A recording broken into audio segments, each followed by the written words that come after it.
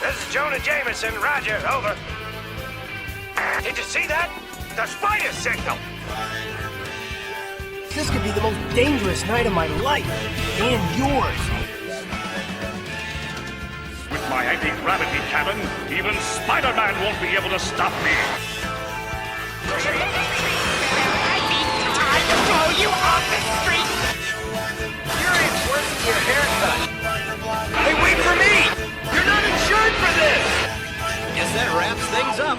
What's going on, everyone? Welcome back to a brand new episode of Assembly Required, an MCU Retrospective, the show where we reassemble the MCU piece by piece, movie by movie, episode by episode, attraction by attraction.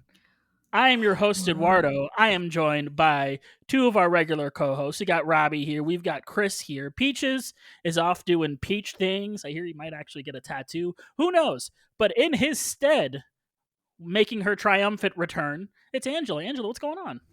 I am not getting a tattoo. Angela, we haven't talked to you in a little while. How have you been? How are things? Things are good. Okay. Been enjoying watching the wrap up of Loki along with y'all and Black Widow.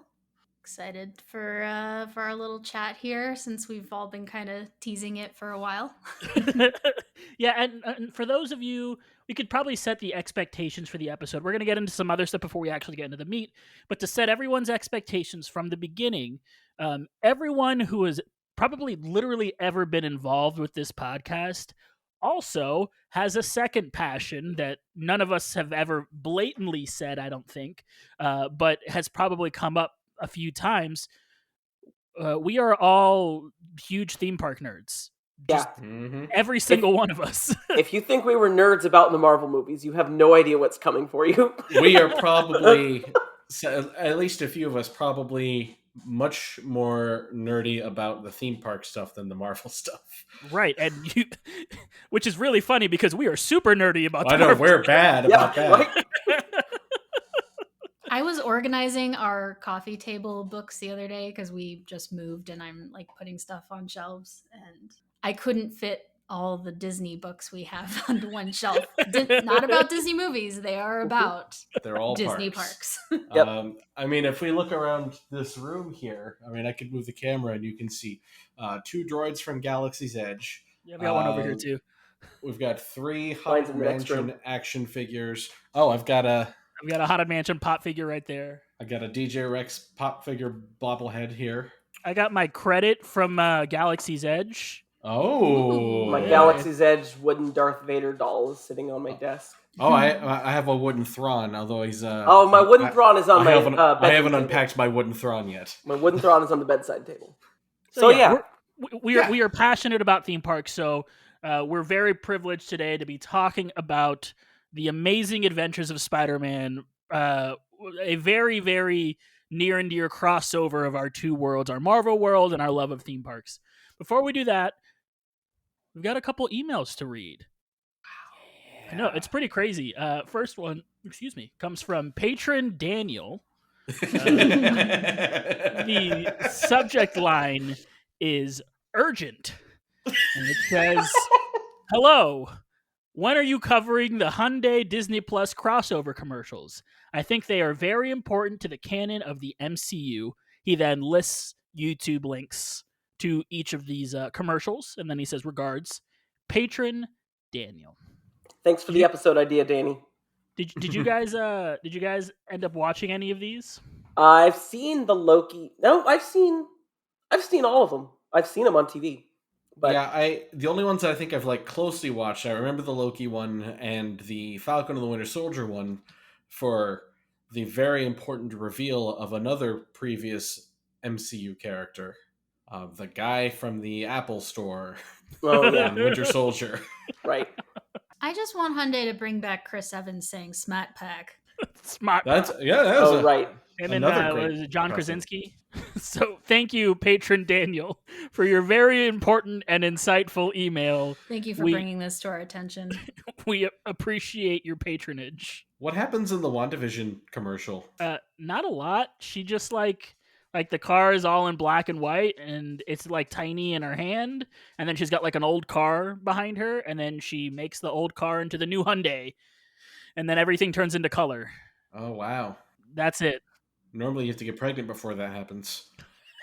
I wish that these were the actual like commercials inside. Like they just threw product placement in there, and they were like, let's just throw a Hyundai commercial in the middle of WandaVision. Yeah. We did get another email by a new listener, Lindsay. I hope I'm saying that correctly. She says, hello, assembly required social media maven. And then she That's continues to write one of the longest emails I've ever read. Very, Which is awesome. It's Yes. great. You got to let me finish. It's very wonderfully written. She makes a lot of really interesting points. We're just going to go over some background notes here. First, she wants to say how impressed she is with the sound quality. So, big ups to you, Sound Lord. Thank you, Lindsay. Just wait until I actually get good at it. Or at least somewhat better at it. Hopefully we've done a better job. I think they give us a few little criticisms here. One of them being we didn't do a good job at the beginning introducing some of our hosts. So hopefully we've gotten a little better at that. To set the stage a little bit, they've only really listened to the Phase 1 podcast that we have done. So they're on to Phase 2 now. Hopefully we'll get another email and a little report when that's done. They don't really remember too much of the MCU. They've seen a few of the movies, but not too many of them. And they don't really kind of remember anything that happened. So it's almost like they're going in fresh. The first thing they wanted to say was, I guess it wasn't the first thing because I've already said the first thing they wanted to say. The next thing I wanted to say was that this is a Peaches stan email because they found themselves agreeing with Peaches quite a lot. They did not really care for the first 2 Iron Man movies, and maybe I shouldn't say they because this is written from the writer's perspective and not the writer's who I believe is her sister, who is also I know it's her sister. I'm just being funny. Who is her sister that is also watching these with her. But Lindsay's perspective is that these are military garbage. Can't disagree with that. And she thinks that we should have given more attention to Peach's Obadiah Stane quote, "Do you really think just because you have an idea it belongs to you?" Fair criticism. I hope as she listens on, we get better. Well, we just dropped favorite quotes, so it never comes up again. That's how it gets better. Unfortunately, she did not see my appreciation for the critically acclaimed film, The Incredible Hulk. Sad. Yeah, she wasn't a fan of Edward Norton. I get it. She is a big fan of Mark Ruffalo. Once again, I get it. Mm-hmm. And yeah, she just she kind of agreed with Peaches again that Banner shouldn't have been like a superhero kind of running around doing parkour and all kinds of stuff. Thor, she thinks the movie is horribly paced. Once again, agreeing with Peaches, and I think she has a problem generally with a lot of these early movies. Yeah, the female characters just kind of being Jane, boring, not really. I think Captain America First Avenger being the exception for her, and I think because it is the exception, it's Peggy Carter. Right. She does bring up an interesting point in her Captain America little section here. We mentioned the Howling Commandos several times. I think we do tend to mention names that are from the comic books because we are comic people. But they did not know who the Howling Commandos were. They didn't really even know who War Machine was because these names are never said in the movies. I think this is a point I brought up with Black Widow during the Black Widow episode, that they don't really call the heroes by their hero name. They just call them by their first name. Almost everyone is their first name, except Captain America gets called Cap sometimes. But besides that, everyone else is just their name. I mean, you even have that famous joke in Infinity War where he says, "Oh, we're using our made-up names now." Like, so maybe that's something we can be more cognizant of. And probably the most important part of this entire email, when she's talking about the Avengers, I'm going to read this verbatim here. Also, Eduardo is correct. The helicarrier is boring. Gray and boring. And if that just doesn't say it all right there, See, I thought the most important part was that Should- y'all didn't bash Joss Whedon enough. I mean, that is another important part. He Maybe deserves I'm a lot doing it worse again, than and we I'm not gave him. bashing him enough this time too. Yeah. Yeah, if anybody listening to this didn't already know our stance on Josh Whedon as a podcast, let me just say it now. Fuck Joss Whedon. So Yeah. He's not good. Yeah. so that's how we feel He's about bad man. They also listen to the Soundlord family Speculation Spectacular. God, say that 10 times fast. No, thank you. They want you guys specifically to go back, Sound Family, and listen to it and see if some of your predictions ended up panning out. One thing we were wrong about was anything coming out last year. So We've also got some rankings here. We'll start with Leah, who ranked the Avengers number 1, Captain America the First Avenger as the second one for her, Thor, Iron Man 2, Iron Man, and then the Incredible Hulk bringing up the rear. For Lindsay, it starts off with the Avengers once again, then becomes Thor. She writes that it would be her number 1 because she prefers fantasy sci-fi portion of the MCU, but the Jane character was a flop. Also, Mark Ruffalo is in the Avengers. Good points all around. yeah, two points that I cannot disagree with, and I cannot disagree with their merit. Then it's Iron Man 2. She did not need to consult an oracle to follow this movie. Has less traditional military footage than Captain America or Iron Man. The drones were at least colorful. Then it goes Captain America, the First Avenger, Iron Man, and then the Incredible Hulk. You know, and it's funny to hear somebody else say this, but that's something that we said when we also first watched, not first, but when we started doing the rewatch. A lot of these earlier movies are kind of filled to the brim with military propaganda, and it doesn't feel like that's how they are anymore. But at the beginning, they absolutely were. Yep, Yeah. that's correct. Yeah, it's like they got away from it, and they're like, "But here's Captain Marvel. Okay, we're done again." Yeah. Honestly, I think both of them. I feel like I'm on the same page with both of them, except for Iron Man 2. That's fine. You can go ahead and enjoy Iron Man 2 more than You me. can enjoy whatever you want. Yes, right. It's good for people to enjoy things. Yes, it's good for people to enjoy things. It's good for people to still put the Avengers number 1, even though the helicarrier is super boring. Absolutely, except for that last thing you said. So thank you, Lindsay from Orlando, Florida. It Yeah, says so thank in you, the email, Lindsay. for, I loved reading that. for sending us this email, and we are waiting with bated breath for the Phase 2 email that we are sure to get. Yeah, no, I'm not. please do this every phase. She's gonna get I really would mad love at to me read over all of your Far From takes. Home. No, Homecoming. She's gonna get mad at me over Homecoming. Probably, yes, She's she gonna be real mad that Peaches isn't in that episode. Now, Angela, before we move on to talking all about the ride and all that stuff, what'd you think about the last kind of few things that happened? We had Loki finish up. We had Black Widow come out. What'd you think about those things? I enjoyed them both. I thought Loki's finale was really cool. Like, I thought it was really different in, how it was more, I don't want to say laid back. That's not the right word, but it wasn't, we're used to a finale of anything, of a movie or a show, being this kind of big bombastic thing and all these crazy things happen. And lots of fighting, probably some big fight, and whatever. And it's like, no, actually, that's the stuff we got in the episode right before it. And the fact that they took the risk of, let's just introduce Kang or his variant and just have a sit down with him, just let him talk, was really bold, and it worked. I think it worked. I enjoyed it. I find him fascinating. I think the fact that he was kind of sort of a nice guy, even though, he says we're all villains here, but that almost made it even creepier, thinking about what's to come and what his variants are going to be like, and the fact that he's scared of his variants, specifically Kang the Conqueror, and then ending the whole episode with, that very, that huge statue of Kang at the end, and Loki realizing what's happening. And I'm assuming that he's in an alternate timeline, since Mobius didn't recognize him. And it was very like a Planet of the Apes kind of ending there. And I thought that was really cool. Yeah, I mean, there were probably a few things I was disappointed about with the finale, just because, I just wanted to know more. Like, there were so many questions that Some of them were answered, but a lot were left unanswered, especially about Ravonna Renslayer.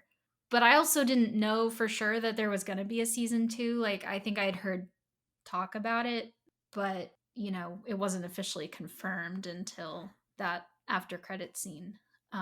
So, you know, initially I felt disappointed about some of the stuff we didn't find out, but then, you know, since we're getting a season 2, we are going to get answers. Like there's going to be more, and I think that's really cool. Whereas, you know, like the season finale of WandaVision, as much as I love WandaVision and I think it is my top out of the 3 shows, like just right above Loki, you know, there were a few things I found disappointing about the WandaVision finale, but that's a little different because we're not getting any more WandaVision. So yeah, I was very pleased with the Loki finale. And, you know, with Black Widow, I thought it was a good time. I was impressed that they did a standalone movie and it really had no bearing on anything else. They weren't trying to set anything else up except for, obviously, you know, the after credits scene with Val and introducing Yelena as the next Black Widow. Like, I guess that's the thing they were setting up. But, like, this movie very much was just a cool spy action, you know, adventure movie. And, you know, it kind of sucks that our Black Widow, the Black Widow we've watched the last 10, 11 years, it was supposed to be her movie, but it kind of wasn't her movie. It was Yelena's movie. Because we were all just fixated on her. And because Nat had died, you know, or is about to die, like, it's hard to get attached or be too invested in what's going on with her, because it's like, yeah, but she's gonna die, so let's think about Yelena because she's cool, and, you know, think about what's next for her and everything. So wouldn't be anywhere near my top of MCU films, but I enjoyed it. I thought it had some cool themes. I loved the intro with the montage and the song playing over it. I thought that was neat. So, yeah, good stuff. It's hard to be invested in Natasha when Yelena's over there being invested. Oh my god. How long were you pocketing that joke? Oh my god! Zip it, everybody. Yeah, and I think WandaVision's a good thing to bring up because I think we brought it up on the podcast, but some of the action at the end of WandaVision, in some eyes, felt like it took away a little bit from the emotional depth of what you were getting from the other parts of the finale. Mm-hmm. Whereas it felt like Loki really took a swing by not having the typical Marvel fanfare finale of, you know, fights and all that kind of stuff. And honestly, my one big, like, complaint about the WandaVision finale was I just feel like we got really screwed over with the Ralph Boner thing. I was so mad about that. I didn't care about the Mephisto crap. I just really wanted some connection with Quicksilver from the Fox films, and because I love Evan Peters and how he does that role. So, like, I was really hoping for a connection there, and they didn't do it. And I'm hoping maybe, because I feel like no window is ever truly closed in the MCU, and especially now that the multiverse is happening, there might be more with him coming, and, you know, just have to wait for it. But especially in the age that we live in with, you know, the internet and sort of this idea of you got to strike while the iron is hot type of thing.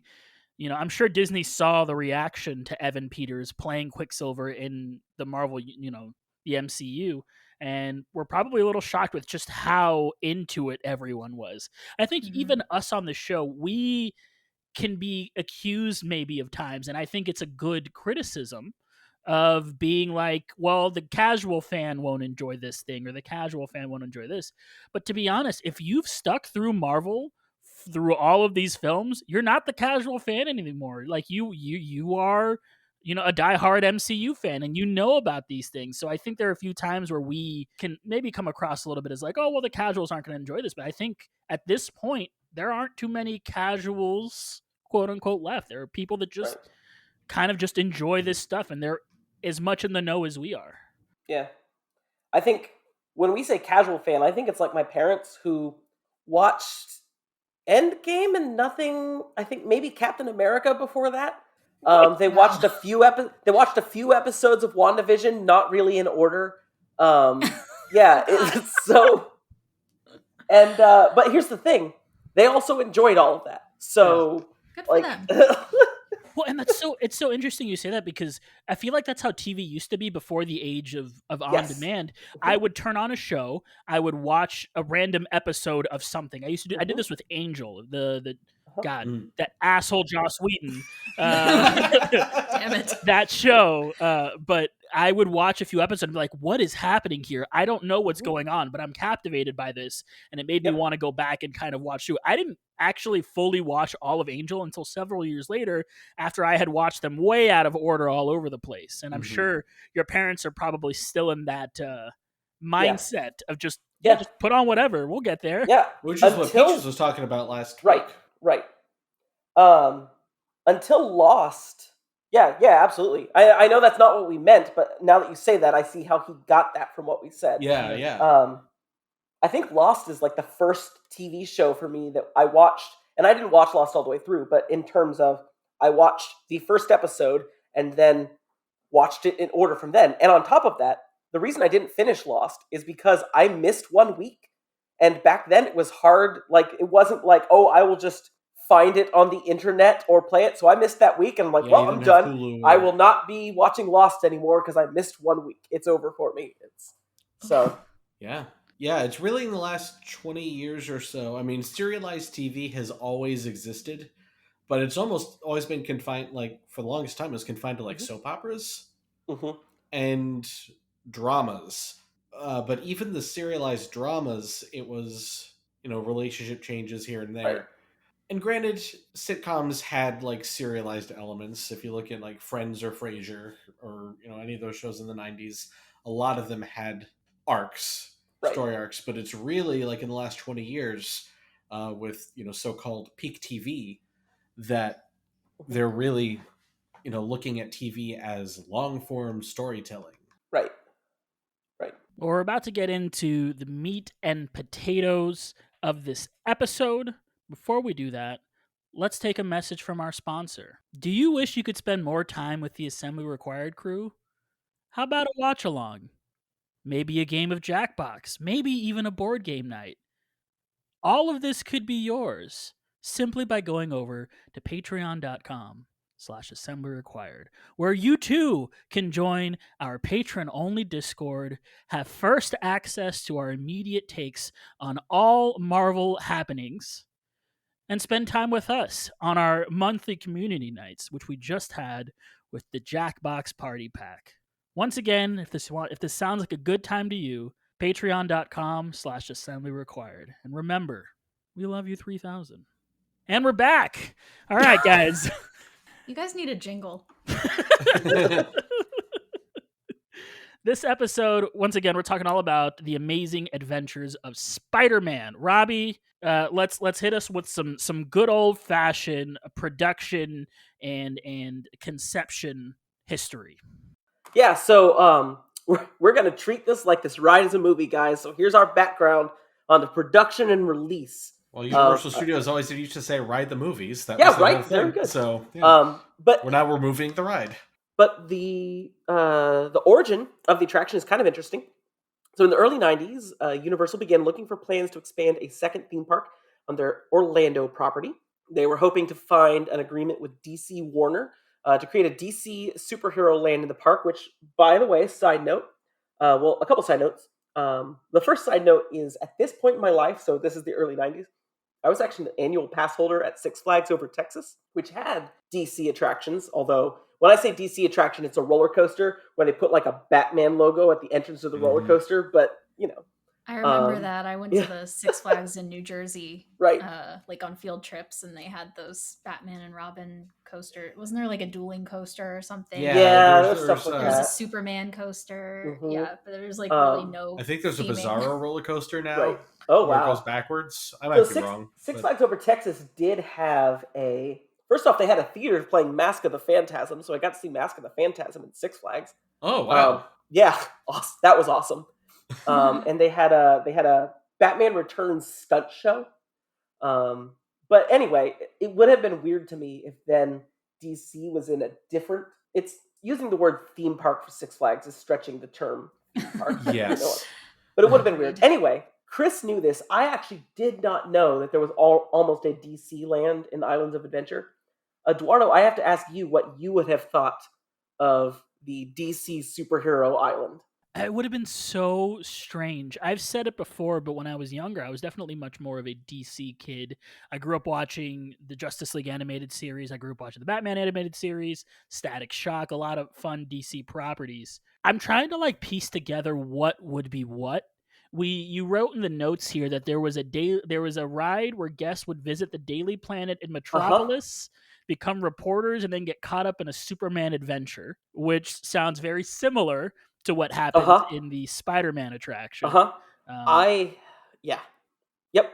I feel like I've heard talk that they also considered a Batman ride through Gotham that might have been similar yes, to and I Spider-Man. should have sent this to Eduardo, and I didn't think about it. I am trying to find the concept art for this Batman ride because, man, Eduardo, you're going to wish it existed. Is it the one that's in the notes? Is the Batman ride in the notes? Hold on. Yeah, you put one in here. I'm seeing it here. It looks insane. Yeah, it's like a dueling suspended it's a coaster and it's suspended, but it looks like rocket ship pods. Yeah. And it's supposed to be you're in your own little Batwing. If I remember correctly, some people would board in Joker's funhouse, and some people would board in the Batcave, and so some people would be on Joker vehicles and some people would be on Batman vehicles. It's something like that. I have found on themeparkuniversity.com. Okay. They have an entire series, The Islands of Adventure That Never Was, and part 1 is The Batwing. Okay. It says choose sides in the battle to control Gotham City. Yeah, so it looks like you could choose to ride either in Batman's Batwing or the Penguin's. Oh, Penguin. Okay. Penguin. Okay. That's so cool. Because this was around the time Batman Returns was out, so Penguin was the villain du jour. So yeah, I will send this link to y'all. So, and Eduardo, look over that. Anyway, none of this happened. The reason none of this happened is funny in hindsight, although a lot of us are probably almost anyone listening is old enough to remember when this wasn't a crazy concept. The reason they couldn't get DC is because the DC license was too expensive for them, so they settled for the significantly cheaper Marvel license, which is, I remember when that was a thing, but saying that now is just mind-blowing. But yeah. Because this is around the time that Marvel nearly went or did go bankrupt, right? Yes. Yeah. Yep, this was a bad time. They declared bankruptcy. They stepped out of the office and shouted that. And Eduardo already mentioned this, but yes, there was going to be a Daily Planet. You'd go to the Daily Planet, you'd become reporters, and go. The ride system was not the same, but yes, that's important to remember that concept. So in 1994, they secured a deal with Marvel that granted Universal, and there's a few particulars in it, but it grants Universal full rights to use a list of Marvel characters, not all Marvel characters. They have to agree to which Marvel characters, but a list of Marvel characters in any theme parks east of the Mississippi. Fun fact, this is so stringent that when the Avengers was coming out, Walt Disney World put Avengers stickers on the outside of one of their monorails to advertise the movie, and that monorail could not go on the monorail track that passed through Epcot because that would be some of those characters, such as Captain America, in a theme park, and that was not allowed in this contract. So I believe, and correct me if I'm wrong, some of the particulars of the contract, it's really like specific. It's about like simulated attractions within 90 miles of Orlando. Yep, that's correct. Or east of the Mississippi. Yep. And I think that's why the virtual reality Avengers experience with the Void never happened at Downtown Disney or Disney Springs in Florida. Yes.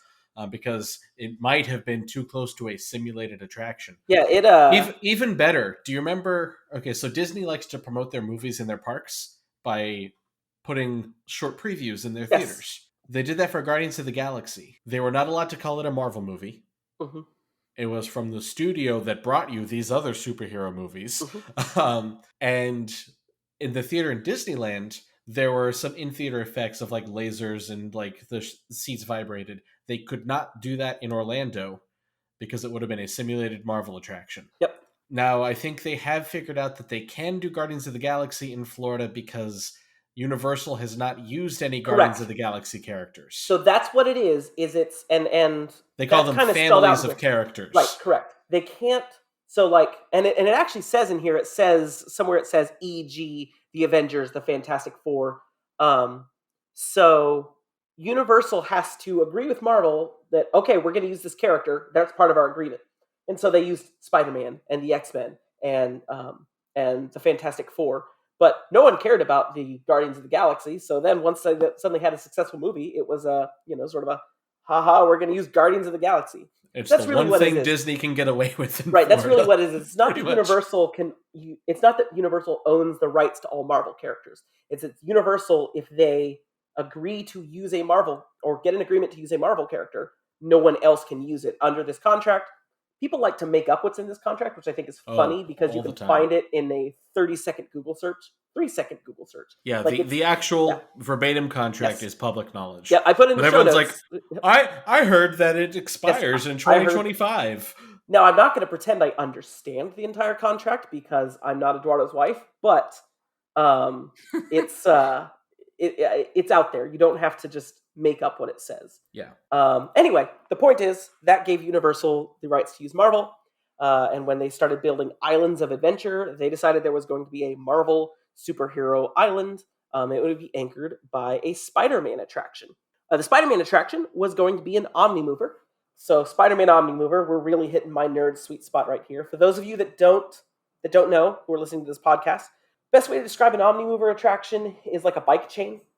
Where each of the bike links is a ride vehicle, and they're all connected, and a conveyance system, in the case of a bike chain, a gear, engines, or motors in the case of an Omnimover attraction, moves the whole chain together. They all move at the same speed, at the same time, and they're always moving, hence the term Omnimover. If you need to visualize it, if you've been to either Disneyland or the Magic Kingdom in Florida, Haunted Mansion is probably the most iconic Omnimover attraction.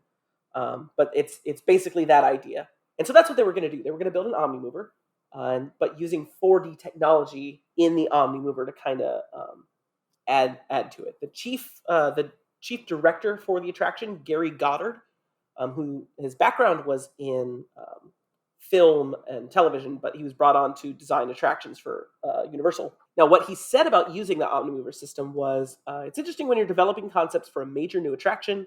The concepts of a 3D or 4D ride had never been done, so I knew going in there would be pushback on technologies, budgets, etc. By the way, for those who aren't nerds about this stuff, when they talk about 4D, they're talking about not only 3D, like three-dimensional images, but also your other senses, having things that you can smell, that you can feel, like splashes of water, rushes of air, that sort of thing.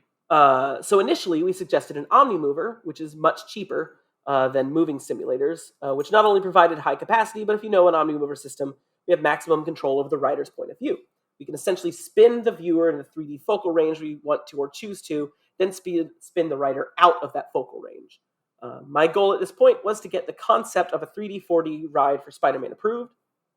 To achieve that, I had to have enough of an idea of how we would achieve 3D images with a movie ride system and without spending hundreds of millions of dollars doing it. So this concept got us the go-ahead. Ultimately, we upgraded the idea of a moving simulator, of course. This helped to the basic concept approved, to get the basic concept approved so that we could continue developing it. And that, by the way, directly comes from the man's Facebook on a post he made, which was interesting to find. And so the idea was they didn't know what they were going to do, but they wanted to control how you saw things in Spider-Man's New York City. They're going to use the Omnimover for that. But the whole time they knew it doesn't necessarily have to be an Omnimover. This is just something the executives will buy off on. And then if we come up with something better, we'll do better. The next year they came up with something better because the next year was a major revolution. So 1 year later, now we're in 1995. A major revolution in the theme park business industry was the Disneyland opening of Indiana Jones Adventure, Temple of the Forbidden Eye. And this attraction, its conveyance is basically like a slot car. There's a motor under the floor, and then the ride vehicle moves, and they can move you through show scenes like in a traditional dark ride. Not that much fancier than what you'd see in, say, a carnival. But what they did that made the Indiana Jones adventure crazy is they basically then put a flight simulator on top of that ride vehicle. So if you think of like a flight simulator, and they use flight simulator technology to make the attraction Star Tours at Disneyland, they took that same concept of Star Tours and that flight simulator and miniaturized it and put it on top of this. So the guests are sitting on seats. The seats are on top of 6 pistons that move you in whatever direction they want to simulate motion. And then that whole thing moves forward through the ride, or backwards, through the ride the whole time. And so they're able to simulate all sorts of different movement. That was a crazy, crazy innovation in theme park technology. And Universal looked at that and said, we need to use this. We need to build a ride that has this concept. And so they took that to Spider-Man. They brought in a company that designed undersea rovers, like literally rovers to drive around in the sea, and said, hey, invent something like this. And they patented their own system that's not exactly the same, but it's basically 6 ranges of movement using pistons on top of a conveyance system. And then took it one step more. They said, while we're doing that, let's put the pistons that the guests are sitting on top of, let's put that on a 360-degree turntable.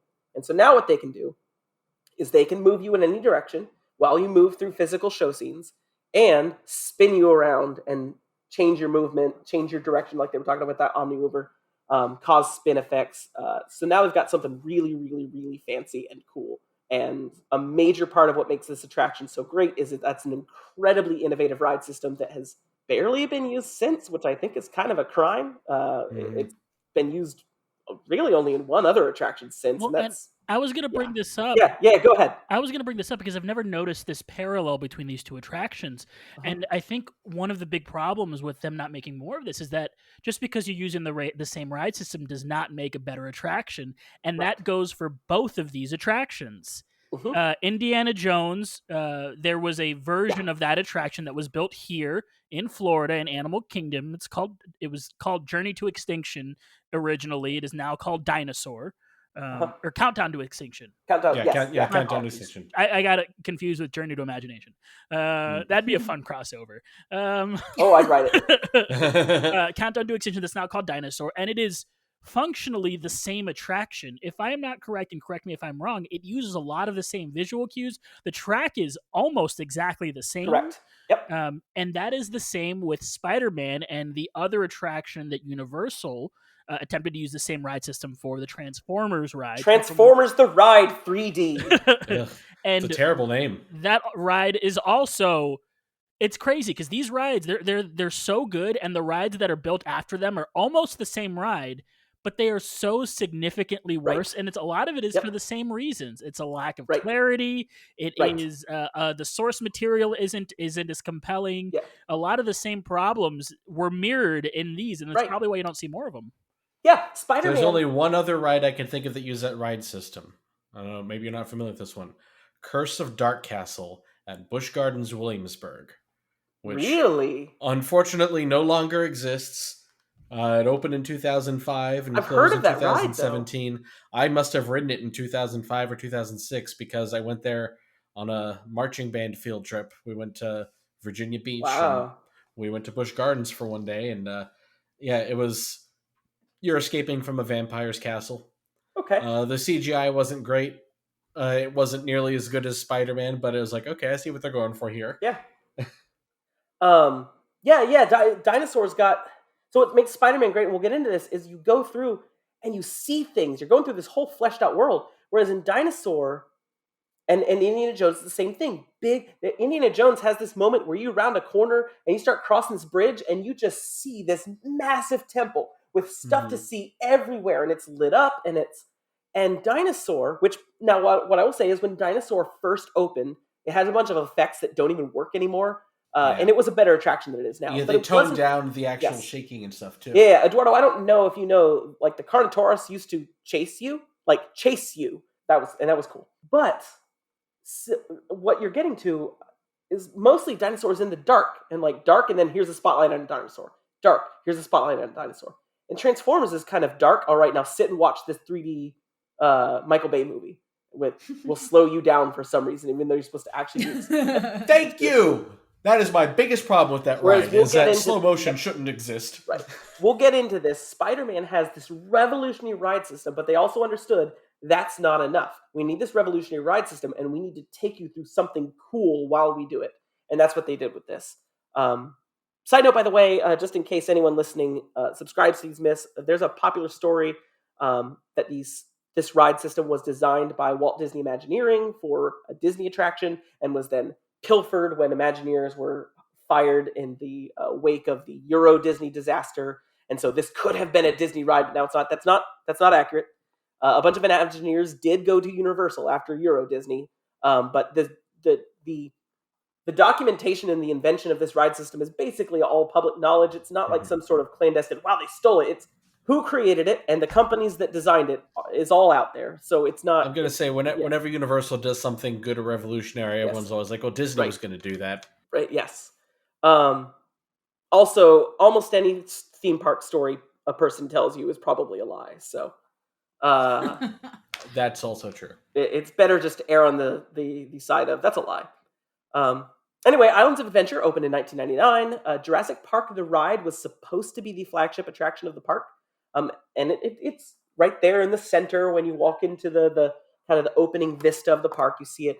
But The Amazing Adventures of Spider-Man was the thing that blew minds. And I can remember, because I was enough of a theme park nerd back then to remember people talking about, this is the ride. Like, this is the future of theme parks. To this day, it's still considered a crowning achievement in theme park design. I know very few people that do not consider it, even if it's not their favorite, they kind of objectively say, yeah, it's the best designed attraction there.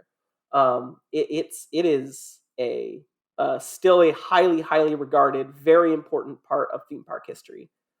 Should we mention, you might have been going to say this, but no. The lead on that project was a man named Scott Trowbridge, who later on was hired by Disney and became one of the creative leads for Star Wars Galaxy's Edge. I didn't know that. I legitimately didn't know that. I met Scott Trowbridge and I didn't know that. I assumed you knew this. No. Seeing as, we're going to talk about, what has anything come close to Spider-Man, and I think there's one ride that has happened, and what's the common link between those rides? It's Scott Trowbridge. You're sad you didn't get to talk to him about Spider-Man now, aren't you? Imploded. I had other things to talk to him about. I can't go down that road. That's fair. Okay. Well, yeah. Also, Spider-Man also exists in Universal Japan. That's really all I've got. I don't know if you guys have anything. Well, and the ride was, I say recently refreshed, but 20... A few years ago. When was it? Oh, that recently? Yeah, it was pretty recently where they refreshed the ride, refreshed all the graphics in the ride. So I remember when they did a refresh of the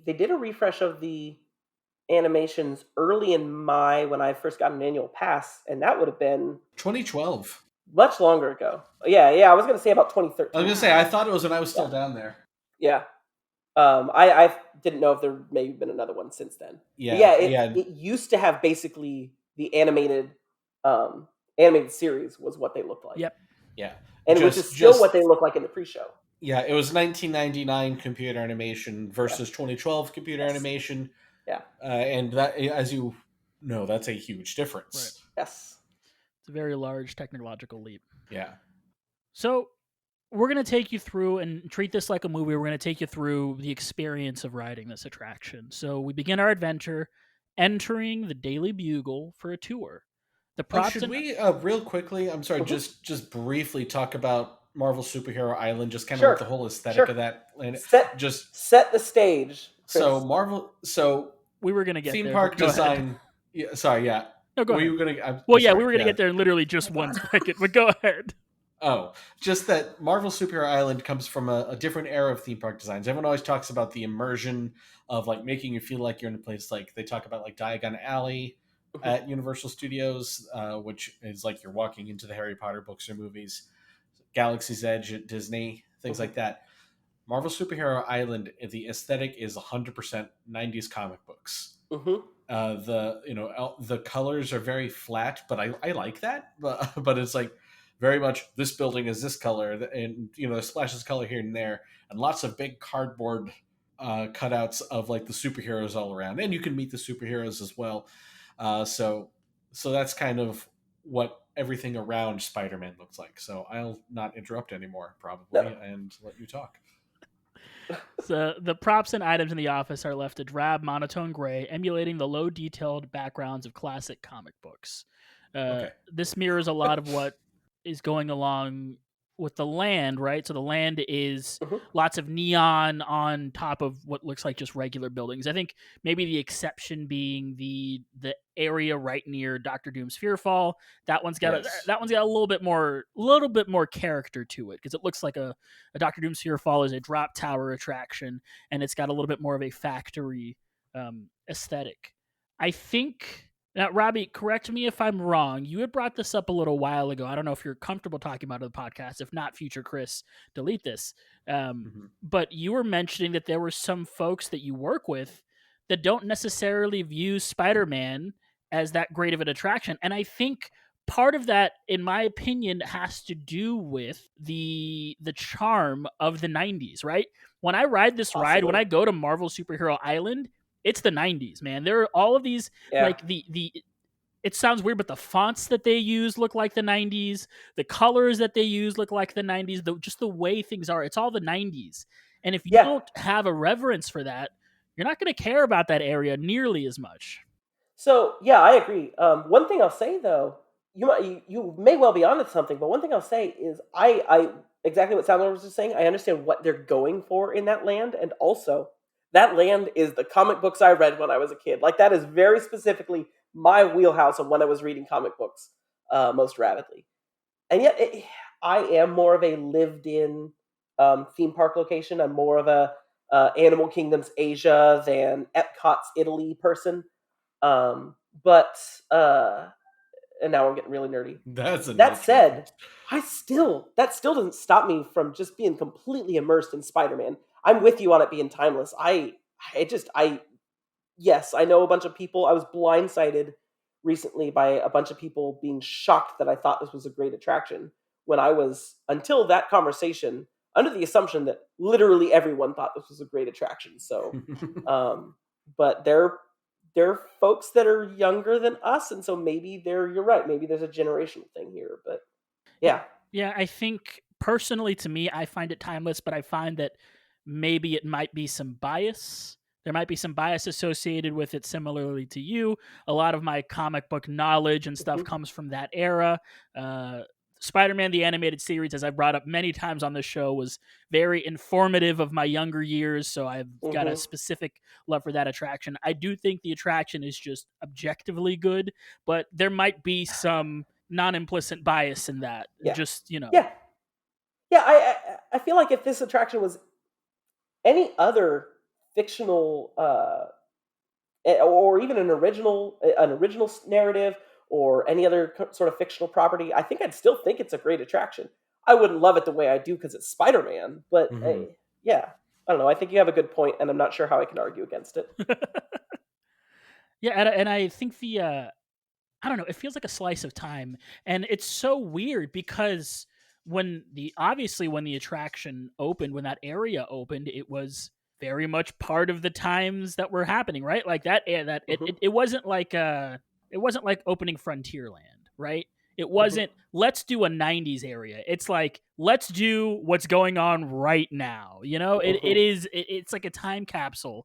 And so it's kind of cool to go there now, especially because in that same park you have some of the best looking, most immersive areas combined with Marvel's Superhero Island, which is, there are like superheroes plastered on the walls everywhere doing like fun poses, and then it says like comics and like food that is the Fantastic Four cafe and all this like weird looking stuff, and it all seems like all of the face characters there all look so weird because they're meant to look like the comic versions of their characters, but obviously if you do it exactly as they're doing it, it makes it look really weird because they've got these like really bright colored clothes and wigs and like not flattering at all. Too. No. The fit of those costumes is not good. They're like the kind of costumes that like come with muscles. Yeah, they Uh-huh. look like Party City costumes, some of them. But I That's gotta give him props for having the comic book Green Goblin walking around Yes. and talking and all that. That's what I was sitting here thinking. I love the Green Goblin there. I love the Green Goblin there. I think all of that is super cool, but I do think we like it more because whether we all like it or not, we're old. And I don't Yeah. think young Yeah. people like it as much as we do. And I think, Clearly. unfortunately, that area is going to get phased out eventually because as we get older, I don't think people are going to like it as much as we do. I could see them refreshing it because there's nothing keeping them from refreshing it. Fair. It's not like Disney can say you can't do this. They might say you can't use the movie versions of the characters, but you know, if they could go for a more realistic aesthetic throughout the land and still keep the major attractions. I kind of feel like they're just sitting back and, you know, doing okay with the fact that the whole Incredible Hulk coaster is still one of the most popular rides Sure. in the park. Mhm. And then Spider-Man being as popular as it is. And even though the land isn't themed after the kind of Marvel that is popular right now, I think a lot of people still go there and spend money and are excited about it just because it's Marvel, even if it's not their Marvel. So I feel like Universal's able to kind of rest on their laurels a little bit with it and not have to make changes to it, even though, in my opinion, and I'll talk about this more a little later, I think it's a little dated and could use a refresh. But I apologize, everyone. I was informed by my wife, who is several years younger than me, that she thought everyone liked that land, ironically, because of how bad it was. So, Oh my goodness! Oh which hurts real bad. wow! So maybe I'm onto something.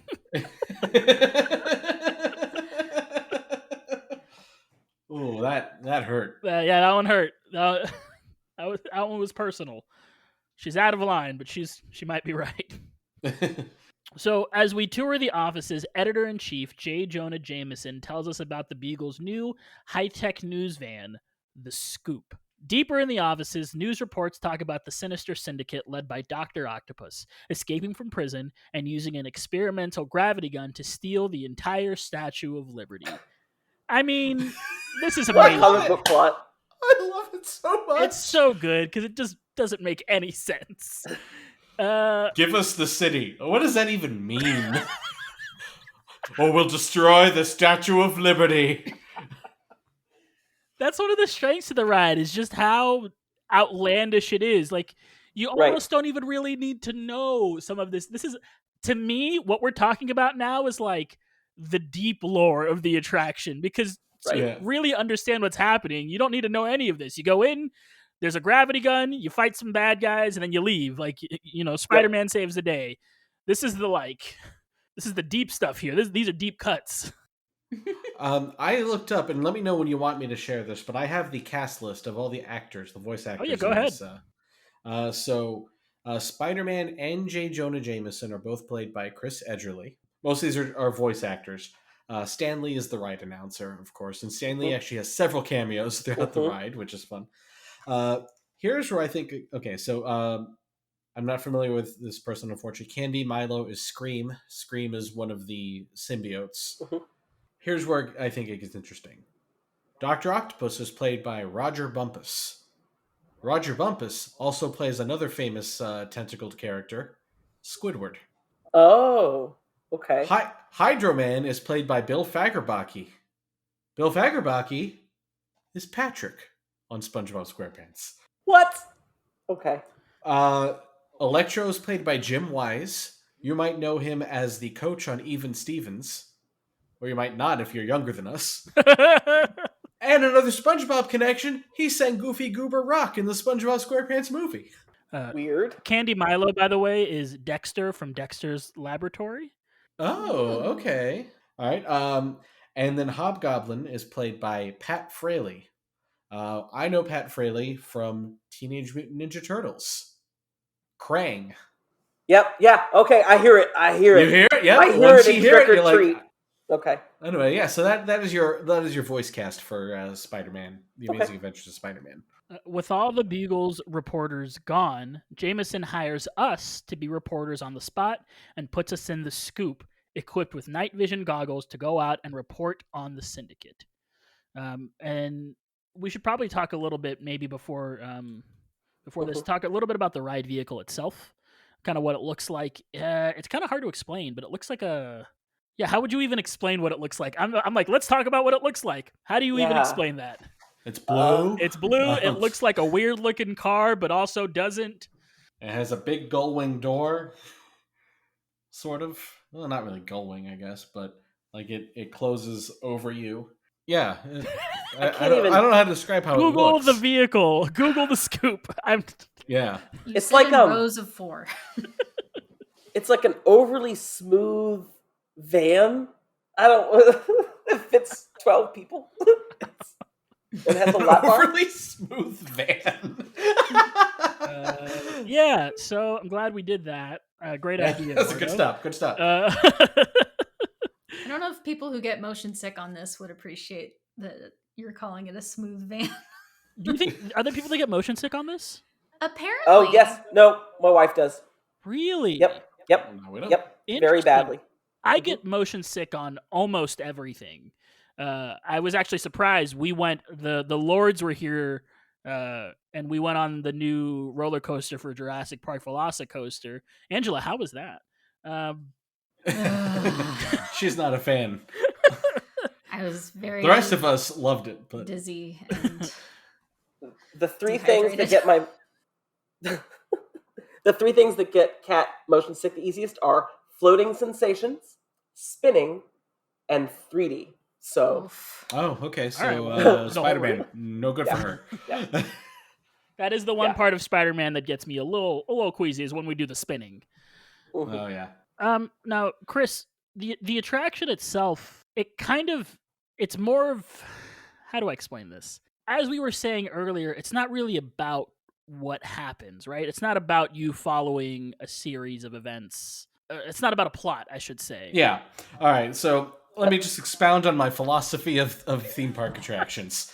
I'm gonna get in my soapbox for a minute. I love theme parks. I love theme park attractions. I love rides. I love shows. Whatever. I think it's all great. A buzzword you hear thrown around a lot when it comes to theme parks is story, and it's not wrong for that to be thrown around. I think because what sets a roller coaster at Six Flags or even on another level like the county fair, what sets that roller coaster apart from something like Space Mountain or Hagrid's Magical Creatures Motorbike Adventure trademark or Velocicoaster? And it is a story. You know, there is a theme to that ride as opposed to just being, this is a roller coaster. This is a roller coaster in space. This is a roller coaster through velociraptor paddocks. This is a roller coaster where you're riding a motorcycle and taking a class with Hagrid at Hogwarts. You know, so yeah. What's the story for Hulk? This is a roller coaster where you are the Hulk. Well, actually, when they redid it, the story, but it's a gamma test where they're Thunderbolt Ross is recruiting people to test out the gamma radiation on. Interesting.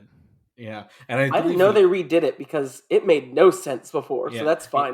Yeah, the old storyline, quote unquote, was that Bruce Banner had developed something that might cure his Hulkness, and then it didn't, and then a roller coaster happens. But again, there's some light theming there. Hulk is more along the lines of like the Batman ride at Six Flags when it comes to theme / story, whatever. But anyway, I think what happens is a lot of people hear story and they think, oh, that means plot, beginning, middle, and end. And while that is not necessarily a bad thing in a ride, and I think Spider-Man has that, I don't think that is necessarily what makes it. Not every ride has a plot. And if you try to make a ride have a plot that didn't have one, it doesn't work. You hear a lot of people always talk about, oh, Haunted Mansion has this great 3-act structure. What if I told you that was an accident? What if I told you that is not how they were thinking when they designed it? You tell them, because I can't. Certainly not a beginning, middle, and end. I mean, it does break down into that quite nicely, but I don't think that when Exitensio wrote the script for it, he was thinking 3 acts because I have to make it like a movie. Story to me is in a theme park, the experience. It's the setting, it's the characters, maybe it's the plot, but it's not necessarily the plot. And again, I'm not saying that any ride with a plot is bad because if I were to give you my top 5 theme park attractions, uh, at least 3 or 4 of them would have what I would call plots, but that's not necessarily what makes them great. All that to say, I love the story and the writing in this ride, and I think it captures the Spider-Man feeling really, really well. I think that it starts in the queue. We've talked about how there's the queue videos that are playing in all the different rooms, and I will tell this story, even though some of you have heard it before because I told it while we were standing in line for the ride. But the very first time I rode it, back in like 2000, I was there with my family. We got stuck in this room where Dr. Octopus keeps interrupting the news program to threaten New York and make his demands about give us the city or we will destroy your precious Lady Liberty. And there's this one part where he is like, let me show you a demonstration of our power. And he uses his gravity gun to lift up a train car into the air. And then he shouts, what goes up must come down. And he drops it. We got stuck in that room because the ride broke down. There's not a very long video loop in that room because you're not supposed to be in that room for very long. So we heard that scene probably about 5 or 6 times. That being said, the writing stuck with me, right? And I think the character of Spider-Man that you see throughout the ride is a really good take on Spider-Man. He's quipping the whole way through. One kind of underappreciated moment, I think, is that there is exactly one point in the entire ride where Spider-Man doesn't seem like he has it under control. And that is when it looks like you are about to die. That's when he gets serious. And he's like, no, and he like jumps over and then he saves you. And then he's back to quipping. And I think that's Spider-Man. He's quipping and quipping and quipping. I have to stop this bad thing. Okay, I can tell jokes again. And I think throughout the whole thing, they do a really good job of that. The different supervillains, even if you're not familiar with them, you kind of get the sense of them throughout the ride. It's just a lot of fun. Compare it to, and I'm not the first to make this comparison, certainly, something like Harry Potter: The Forbidden Journey. If anyone has ever been there, that's a ride through Hogwarts, and it is an astounding technical achievement. It's a really, really awesome ride, really cool, but the the writing in it just is not on Spider-Man's level. The dialogue is very much got to get to the next scene, got to get to the next scene. There's almost no real character to any of the dialogue, which is a shame because they got the cast of the movie back for it. Like the original cast is all there, and they have them saying things like Harry saying, "Where have you been?" "Oh, I was getting attacked by spiders, and you were nowhere to help me. So thanks for nothing." I've only seen that scene once because I close my eyes every subsequent time. I mean, I don't blame you. Those spiders are terrifying. They are scary. But like I said, the ride, like I said, it's a brilliant attraction. I love it. But one thing that holds it back is that, it's just very much everything that's happening to you. It's like they put no care into like making the characters seem like the characters in the ride itself. Whereas Spider-Man, if you took away all the ride elements of Forbidden Journey, you'd get a really boring Harry Potter thing where every once in a while something exciting happens. If you took away the ride portion of Spider-Man, you'd get a fun Spider-Man, like 5-minute cartoon. And I think that's one of the reasons that ride really sticks to landing is because like everything about it is done very well. It's not just an impressive ride system. It's an impressive ride system that's put to use in a fun, unique, and uniquely Spider-Man experience. Well, and the Q video, and correct me if I'm wrong, but a lot of the inspiration for it all come from the Spider-Man animated series. That Q video it's the series. It is the same art style. It's the same voice Absolutely. cast. It's the same. Yep. It's the same thing. It's not the same voice cast, but or at least Spider-Man is different. I don't know about the rest. Jameson is different because Jameson is Ed Asner in the cartoon. Oh, that's right. That's right. But it is so similar. It definitely takes a lot of really, really heavy Oh, absolutely, inspiration absolutely. from the animated series, which is fantastic. I don't know if you guys remember, this is kind of off topic, but you were talking about Harry Potter. Do you remember before Diagon Alley opened, they were like showing, it kind of leaked that Universal was looking at a particular ride vehicle for Forbidden Journey, and it was the arm that does end up becoming the ride vehicle. It had 2 seats on the end, and then it was a mechanical arm, and it kind of moved around. I saw that, and I was like, what in the world is this attraction going to be like? I was so confused, and it's crazy. I mean, this isn't a Harry Potter and the Forbidden Journey podcast right now. It could be, but the way they transformed that, kudos to them, because I was very lost as to how they were going to turn that into a workable attraction. I guess to explain for the listeners, like you said, it's an arm. There are seats that are on this arm that has like a full range of motion, and that arm is built onto a track, and it moves through the sets, moves through the ride. It's incredible. Part of why I like Forbidden Journey is just how crazy it is that they took a robot Kuka arm and put a ride vehicle on it. Like, Angela, what were you saying? Oh, just again for listeners that haven't been on these rides, the reason that so many people compare Forbidden Journey to Spider-Man, when they sound very different on paper, because Spider-Man, you're in a car, and then Forbidden Journey, you're on an arm and your legs are like dangling and you're just getting thrown around. But the sensation of moving around and the way that they switch between sets and screens and how they immerse you is very similar. So that's why they get compared so often. And then Transformers ended up being, like Eduardo said, kind of back to the ride system that was used for Spider-Man, just not done as well. I mean, and this is another topic for another time, and I know I'm going to get looks, so I'm going to say it, and then we're going to move on. I know what you're going to say. You're wrong. I'm excited. I'm a Gringotts stan, so my feelings on that are so different from everyone else's. Look, I like Gringotts. I do it every time. Gringotts is fun. I like the queue. I've liked it more since the first time we rode it, because we rode it like one of the very first days it was open, so we were stuck in line for like 4 hours. I think it was close to 5 hours that we waited in line for that, which was insane, and because it just kept breaking down. So that put a sour taste in our mouths, riding it, and then just feeling kind of all that pent up like expectations of what it's going to be when you finally get on it, and then you can only really be disappointed after waiting 5 hours, unless it's maybe Rise of the Resistance. So but I think because since then we haven't had to wait very long for it, whenever we've been on it, I've enjoyed it a lot more. I like it very much. I do think the Forbidden Journey is superior to Escape from Gringotts. Gringotts doesn't have spiders, so I'm into it. That's fun. Spider-Man does. That's a good point. It's so funny. I can even show you. I'm looking at 2 pictures of Spider-Man that I have hung up right here. I am a huge Spider-Man fan, and I'm terrified of spiders. I don't like spiders, not even a little bit. How do you think he feels? One bit him. Yeah, right? He's made that his entire personality.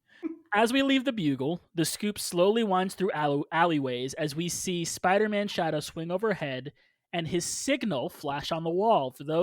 Another thing we probably have to talk about, back in the day, Spider-Man had, similar to the bat signal, a signal of his own. It looked like Spider-Man's mask kind of stretched out into a circle, and it was the spider signal. Well, if you remember, we talked about this, I think, a little bit on our Civil War episode. I mean, clearly I don't remember, so please, because I don't remember at all. Well, because the post-credits of Civil War, Peter Parker gets the spider signal from Iron Man.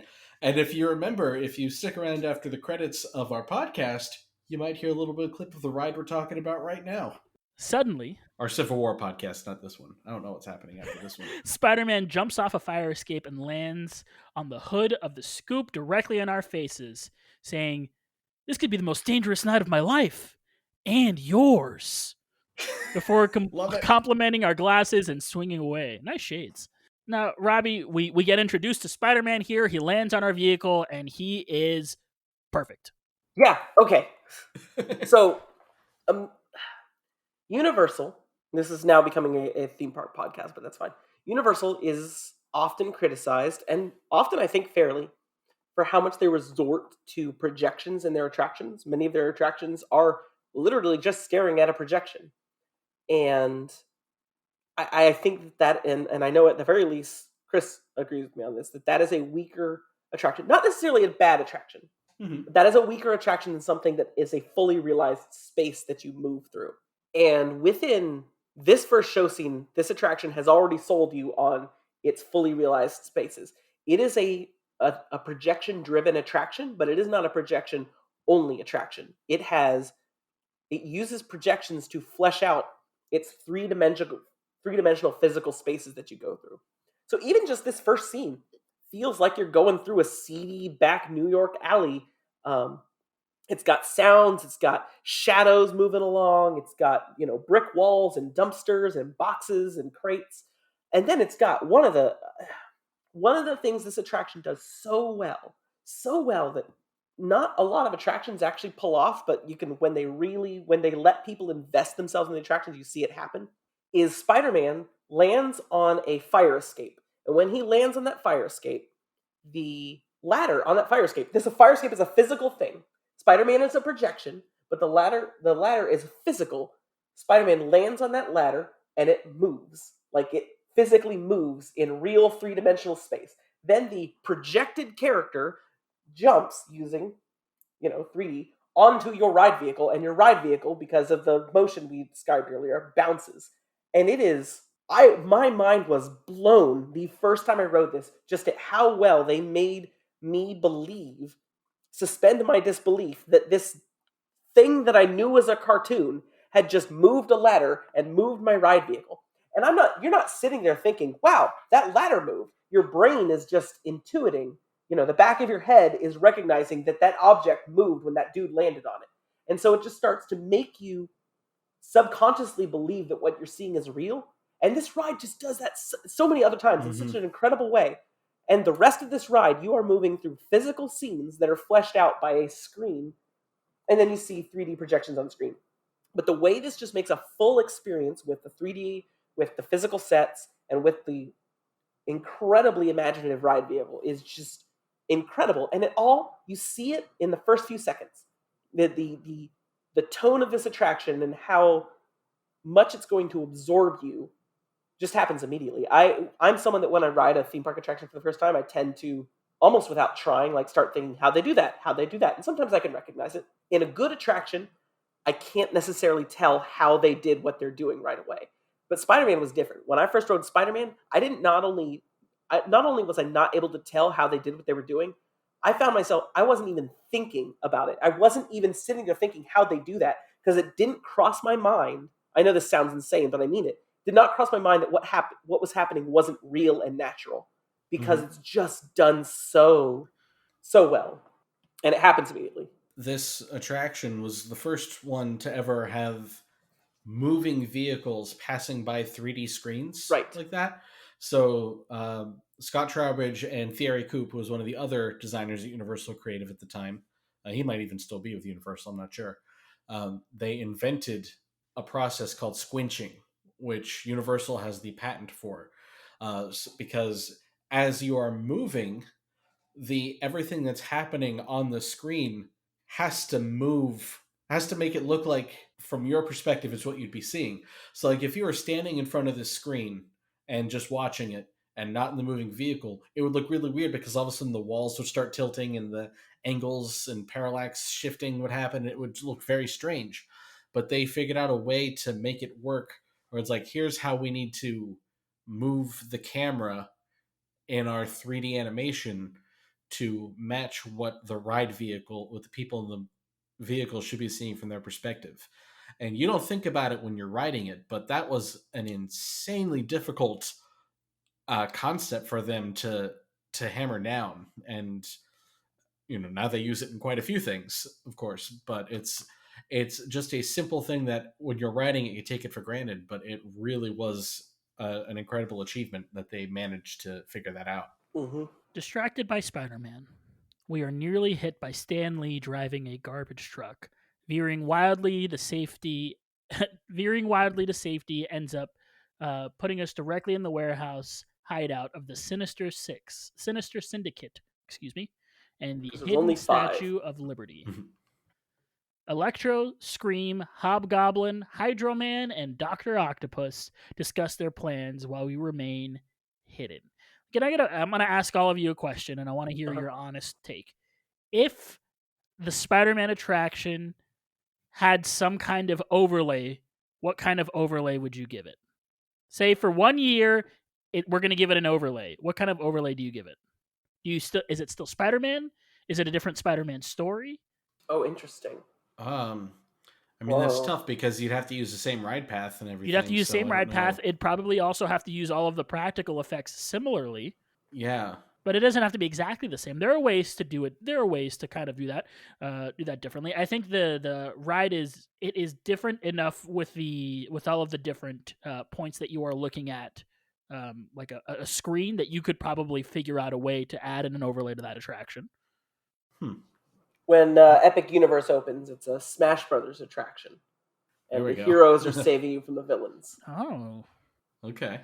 Killer clowns from outer space. Ooh. Yes. There you go, Angela. There you go. Yes. Now you're thinking with your noodle. I like it. What are you gonna do? Knock my block off? And that's when the turns, and instead of the Statue of Liberty's head, it's that guy's head, having been knocked off by Everybody go watch Killer Clowns from Outer Space. You will not regret it.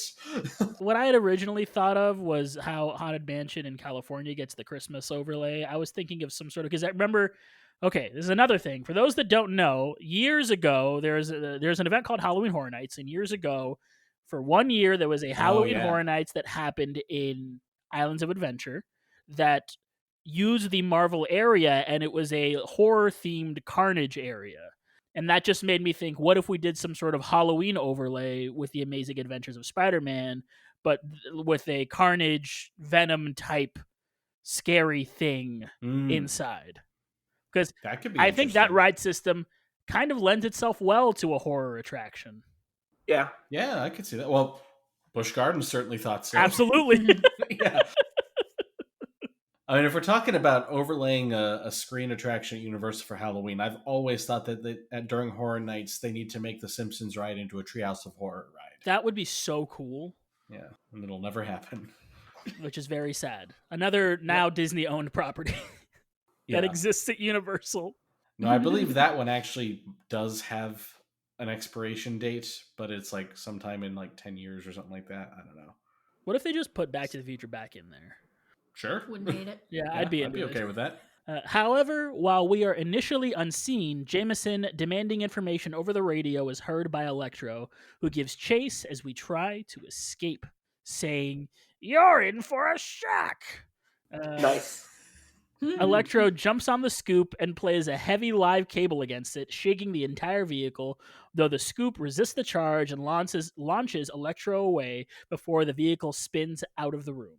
Scream attempts to attack but is pulled away by Doc Ock, who begins firing at us with his gravity gun. He misses repeatedly as objects around the room begin floating away. Another just wonderful use of melding the practical effects with what's happening on the screen. Yeah. The shooting of the Statue of Liberty's head, which is comically small, floating into the air. Yeah. We spin wildly out of control into the sewers. When we finally regain control, we are reunited with Spider-Man, who tells us to go back to the Daily Bugle. The safe moment is short-lived as Hydro Man rises up behind the wall crawler and punches him out of the way, spraying us with water. Classic Universal.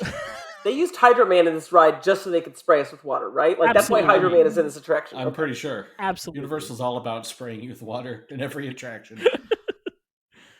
The scoop drives off and is greeted by Doc Ock, tearing through a wall and brandishing a flamethrower with heat we can feel. Before he can do anything, though, Spider-Man appears behind him and yanks him away. The heat blew my mind when I was a kid. It was such a simple thing, but I was like, oh my gosh, I can feel the fire. How are they doing that? As a side note, literally my favorite theme park story, my absolute favorite theme park story was going and riding, since you're talking about heat, I'm going on a tangent, was Sure. riding with my wife, taking her on The Mummy for the first time. Okay. I had ridden it several Yeah. times. She had never ridden it. For the record, her reaction was exactly what I was hoping for. Hysterical laughter the entire time. And when we got off, she goes, "I'm sorry, I thought it was funny." I'm like, "No, I love you even more." But No. The Mummy attraction is it's a great B movie of a ride, and I adore it. But my absolute favorite moment was we get in this room and we stop moving, and she goes, she's just been laughing her head off. She stops and she goes, "It's hot in here." Oh, the ceiling catches on fire. The brain fire. Anyway, back to Spider-Man. We make it outside to the Brooklyn Bridge, where Hobgoblin attacks. The Goblin throws a pumpkin bomb that makes it right up to our noses before Spider-Man appears and is able to web it away. Spidey clobbers the menace on his glider, but not before he is able to throw one more bomb, which barely misses us, causing an actual explosion on the raptor above. That is my favorite part of the ride. It is one of my top 5 moments in any theme park attraction. I love it so much. It's really good. It's so good. And I can't believe Rise of the Resistance managed to top it by doing an even bigger version of it. Yep. What if not Pumpkin Bomb, but TIE Fighter? It's really cool. Angela, I know this is a difficult episode to be on, mostly because I don't think we have too many criticisms about this attraction. We're just all talking about how much we like it. And so aside from just your general impressions, you really liked this scene in particular. Yeah, so I mean, really my only thing that comes to mind about this ride, like story, is when I first wrote it back in 2011. I was working on the Disney college program, and I was, by myself in Orlando, but I'd made some friends at where I was working, and one of my friends and her boyfriend who worked at Universal took me to Universal. I'd never been before, and they got me in for free, which is really nice of them. And the most I knew going in that I was like excited about was, I'm gonna go see Harry Potter Land, and this was when all there was Hogsmeade. Like Diagon Alley wasn't a thing yet. But I was so excited. But aside from Harry Potter, I knew very little about Universal besides like that there's an ET ride and stuff. But we went to Islands of Adventure first that day, and the first thing we did was Spider-Man. And I'll be honest, when I walked through Marvel Superhero Island, my first impressions were kind of like, oh, this is very bright and colorful.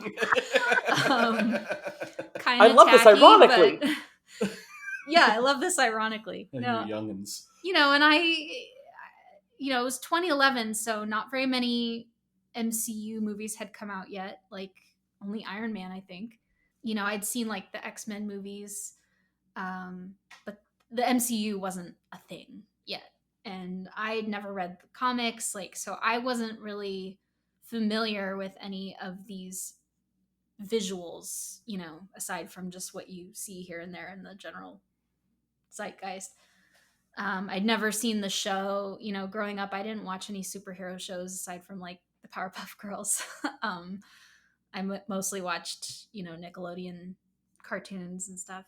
And we're going through the queue, and there's those clips playing of the show. Well, the animation from that show, kind of preparing you for that ride. And it all to me it was like equally me thinking, wow, this is really dated, but also thinking, it was kind of charming. Because like you said, very 90s, grew up in the 90s, like you can't help but appreciate it and be charmed by it. But I had no clue what was in store for the ride, like no frame of reference for it. And I was just so charmed and thrilled with it. And, it just goes to show, like, you don't have to have a love of Marvel going in. You don't have to have a love of comics going in. You don't even have to have a love of Spider-Man going in. The only thing I knew about Spider-Man was what I'd seen in the Sam Raimi movies. So, you don't have to love or appreciate or know about any of that to do this ride and think that it's one of the greatest things you've ever experienced. And we'll talk about rankings a little bit later, but this ride still ranks very high for me, even though other properties that I care more about have done their own attractions or their own version that's kind of similar, but I still think this outranks them, and that's huge. So, and Chris beat me to it. Sheesh. Sorry. About the pumpkin I mean, bomb. that's the theme of this episode, but go ahead, We've all Angela. been fighting about the pumpkin bomb. Robbie was talking about it in the group chat beforehand. I was just trying to stress you out. Yeah, he was like, I took the pumpkin bomb, so you can't talk about it. But that was my first time watching it, being on the ride. That was one of my biggest takeaways, was how cool and unexpected that, that effect is, because, even though they're moving you very seamlessly through sets and then a screen and then a set again and a screen, and your car is kind of bumping up and down, whatever, I didn't actually expect the cartoon character on the screen to do a thing and then a physical thing would happen in front of me in real life. So that was so perfect.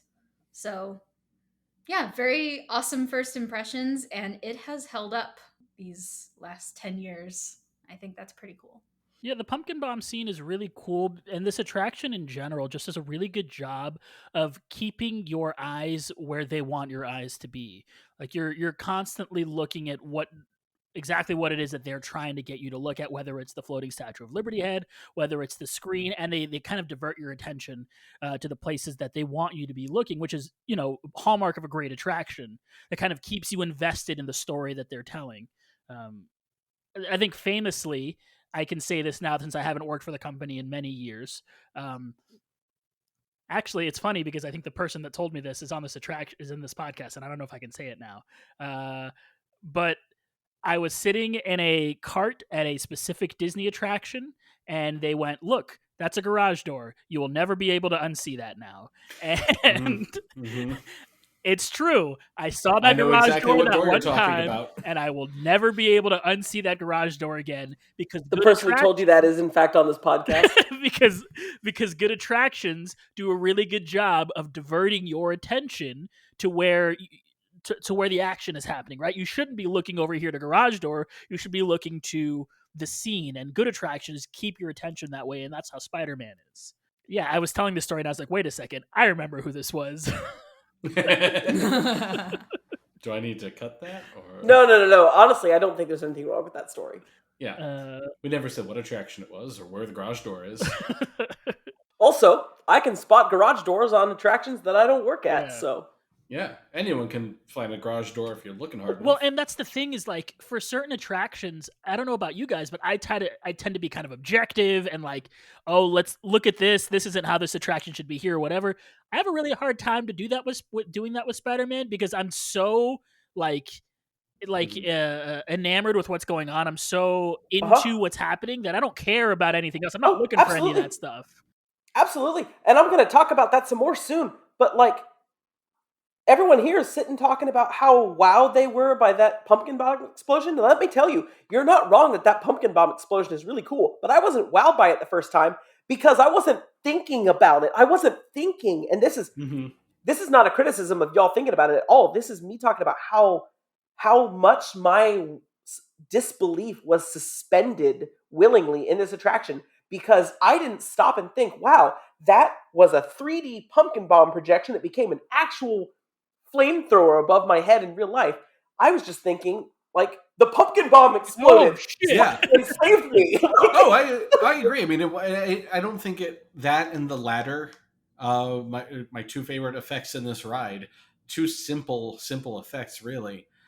It was, I think, several rides before it actually hit me like, oh, that's really, really cool.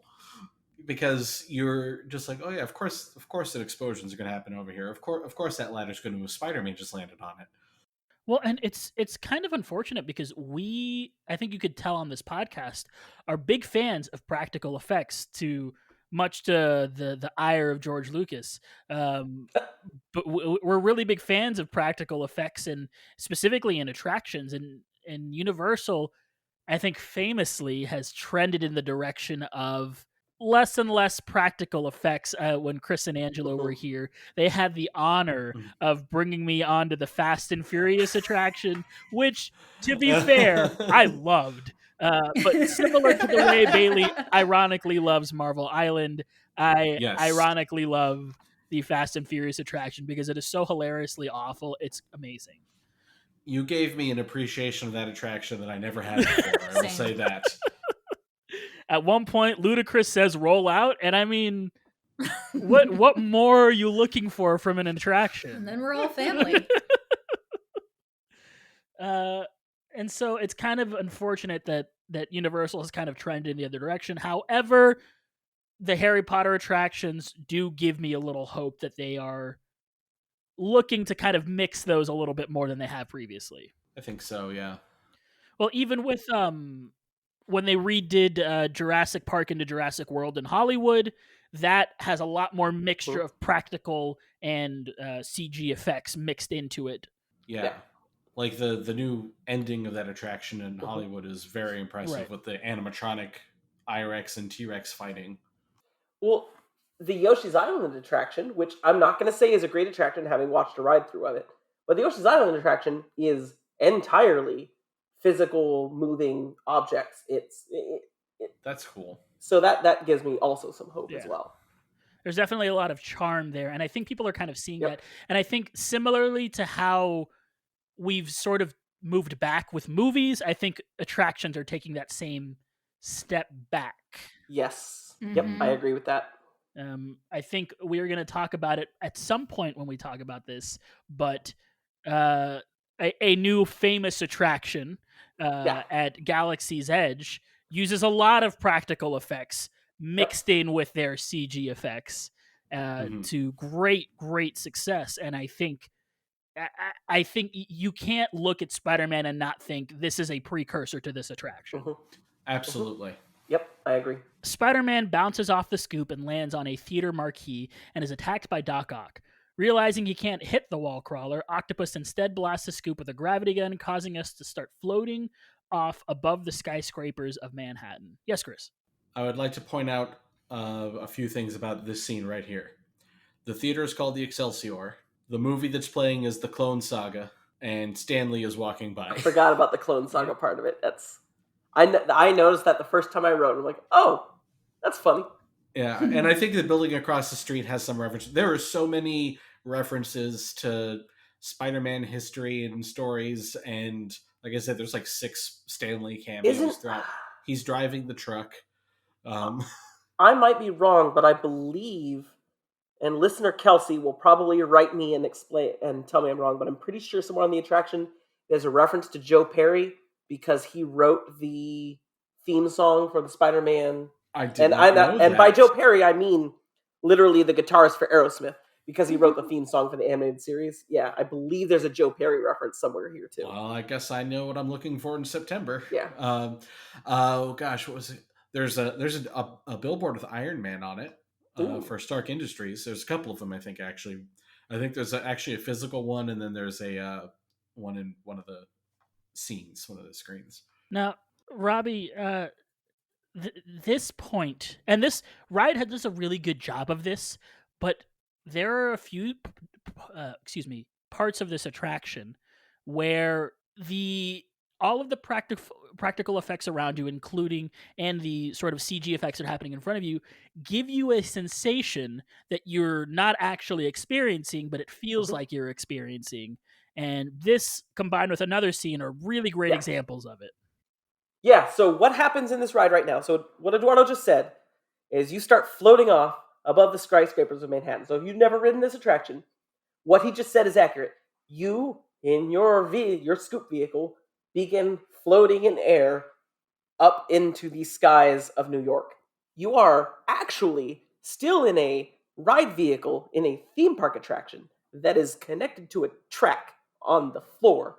So in reality, you're not floating, but you are completely convinced that you are floating off above the skyscrapers of New York because this does so many clever things. And then you just go floating and there's some flying coming, I remember I had seen in promotions that you were swinging through the sky with Spider-Man on this ride. And I remember not thinking, well, obviously the ride doesn't really do that. Then I got on the ride and I'm riding. I'm like, obviously that's not really going to happen. And then it happened. And like I told you guys, at this point, I was just like, okay, everything in this ride that's happening is actually happening. And so I was very much at this point just like, cool, we fly now. I don't know how the ride vehicle flies, but the ride vehicle flies. It flies now. It flies now. So what's actually happening, stop listening right now if you want to be surprised when you ride the attraction. What's actually happening is... You probably should have started listening. You stop in front of a screen, and when you stop in front of that screen, the screen scrolls. And the size of the screen are physical, kind of curtains, but look like skyscrapers. And so you see the windows moving, and then the projection starts moving. And so you start rising up against the backdrop of Manhattan and up into the sky.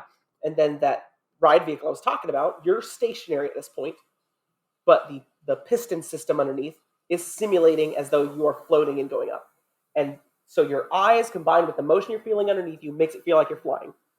Then once you reach the top, you start moving again down the ride path, but everything around you looks like a completely different setting. You were on street level, and then you watch the screen move, and now you are above street level. And all the movement just makes it feel like you're moving. Everything's sideways. Yep. And So this ride has set its ground rules for you. Like, it has set its rules. Good theme park attractions kind of know that you know how a theme park attraction works. I can think of one effect on Rise of the Resistance that especially does this, but you know how theme park attractions work. So this ride spends its first two-thirds convincing you of, yeah, there's cool effects, but you're on a track moving through a show building. And then all of a sudden, it just does something wild, completely not what you could expect a theme park attraction can do. And it completely takes you back. And how they do it is just done with like a magic trick. A good theme park attraction is like a magic trick where they have this sleight of hand and they do something and you're like, how did they do that? And if I ever wrote a book on good theme park attraction effects, like this moment right here would have its own chapter. It would be right after Pepper's Ghost, right before the thing I was mentioning on Rise of the Resistance. This would have its own chapter because it just does such a good job of making you feel like you have literally just floated up, or it almost makes it feel like there's an elevator, which Transformers does have an elevator. It almost makes it feel like there's an elevator, but there is not an elevator. They just use the screen and the motion base to make you think that you have gone flying. And it is almost I can sit here and I can describe it, and it still does not make sense, but it works so perfectly. It's amazing. Yeah, man. Oh, man. And it actually enhanced that like within the last couple of years a little bit. Oh, did they? They've added now, you can see silhouettes of people on some of the windows in the building as you're going up. Mm-hmm. Just another little tiny thing that like, oh, we could do that. And it makes it feel like, yeah, you're going by this building where people are living and working or whatever. But yeah, it's such a cool effect. And then you're really kind of disoriented for the next 30 seconds or so. Yeah. Yeah, you don't have a moment to think about, wait, how did they just do this? Because you're so just blown away by the fact that it's happening. And it's so disorienting. Yeah. Spider-Man attempts to web us down, but is blindsided by the Hobgoblin, taking us flying at high speed through the city at the end of a web. Our hero manages to knock the Goblin off his glider while kicking Scream off a building and secures us to a radio tower before rescuing us from Hydro Man by baiting Electro into blasting him, again causing a shower. Just knock off his left, but he's enough as he switches our zero gravity effect off, causing the scoop to bounce a couple of times off the top of a skyscraper, then falling to the streets below, while Spider-Man knocks out Octopus with a kick to the head.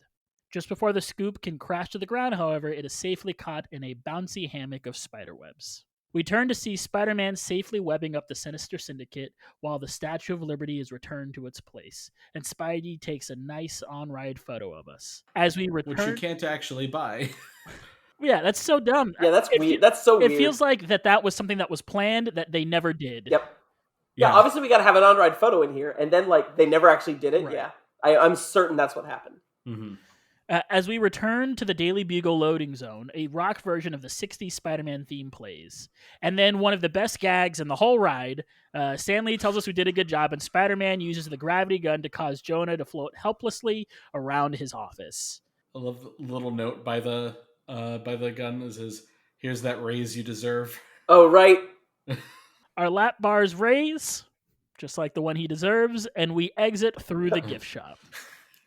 Clapping. Oh yeah, it's Clapping. Universal ride, so everybody has to clap. This ride's incredible. And That's we've so talked good. about, I mentioned it a little bit earlier, but Chris, this ride, I think for many years was considered just the peak of what an attraction could be. It really, I mean, it's always got to be in the discussion, and I think what's incredible about it is that the technology in this ride is over 20 years old now. It was it 99 that it opened? 99. Yeah. Yep. So it opened And it in was ready, by the 1999. way, in I think 96. Like they had it ready fast and then just decided, let's test it before the park opens just a lot. Okay. So yeah, Well, yeah, good, yeah. good on them. Yep. But as far as like technological achievements in theme parks, that there are always a few. I think you can always you can name certain attractions like over the course of theme park history that were like, wow, this really did something new. And I think the last one before Spider-Man would have been the Twilight Zone Tower of Terror at then Disney MGM Studios. I think that was the last new attraction that was just like a mind-blowing step up from what had come before. And then I think there was Spider-Man. And in the 20 plus years since that attraction opened, there have been maybe 2 or 3 that have even come close. I would say Forbidden Journey is one of them. I don't put on this. I think Spider-Man is better, but certainly as far as like technological leaps forward in doing something that a theme park had never done before, that Forbidden Journey belongs in the conversation. I would guess probably on a simple level, trackless ride vehicles, which Disney had started using a lot of, mostly overseas, with things like Pooh's Honey Hunt at Tokyo Disneyland or Mystic Manor at Hong Kong Disneyland. And then finally in Rise of the Resistance at Disneyland and Disney's Hollywood Studios. I guess I don't know much about this attraction, but the Pirates of the Caribbean ride at Shanghai is supposed to be another one of those like technological high water marks. But really, That's what I've heard. in the 20 years though, I mean, it's so rarely does an attraction come along that like you're like, oh, this is the future. Right. And of attractions I have been on, at least I've not been to any of the foreign parks. I think there's only one that tops what Spider-Man has done, and it's close. It's close, even after 20 years. It's very close. Right. And I think that's just incredible that Spider-Man holds up so well. I think about that a lot, and to me, it's almost more of a tragedy. It feels like from about the 60s to the early 90s, it felt like you didn't go very long before another wow attraction was built. Mm-hmm. I mean, Splash Mountain was built 4 years before Tower of Terror, the first Splash Mountain, and the first Tower of Terror. Like, and that's an extremely short period of time, but to me, 20 years is a tragically long time to go before. So you think about this ride is a very natural evolution of what Indiana Jones did, which was 2 years after Tower of Terror, by the way. Mm-hmm. And then 4 years later, Universal took the same idea and said, and let's also do some other cool stuff with it, do some 4D tech, put it on a spinner base. Baby, you got a stew going. And and that's really cool. And then we just kind of like said, okay, we're really done advancing theme parks now. And I just, and okay, Forbidden Journey, maybe. And I'm not going to say Forbidden Journey's I don't think Forbidden Journey is a better attraction, but Forbidden Journey at least was another, wow, this is a really cool thing you can do with theme park rides. Mm-hmm. But I just, I mean, you're completely right. And yes, credit to Spider-Man, but also to me, that just, the cynical part of me makes me think that it's because theme parks became so successful, we didn't have to try as much anymore. This ride was Universal thinking, we've got to try. We got to try to make something that makes people come to this park. And maybe it's because we felt we didn't have to try as hard anymore. But I think it's a little bit of that. It's a little bit of management of those companies maybe not caring as much about the theme parks. I mean, if you look at Universal in particular, who owned Universal before Comcast? GE.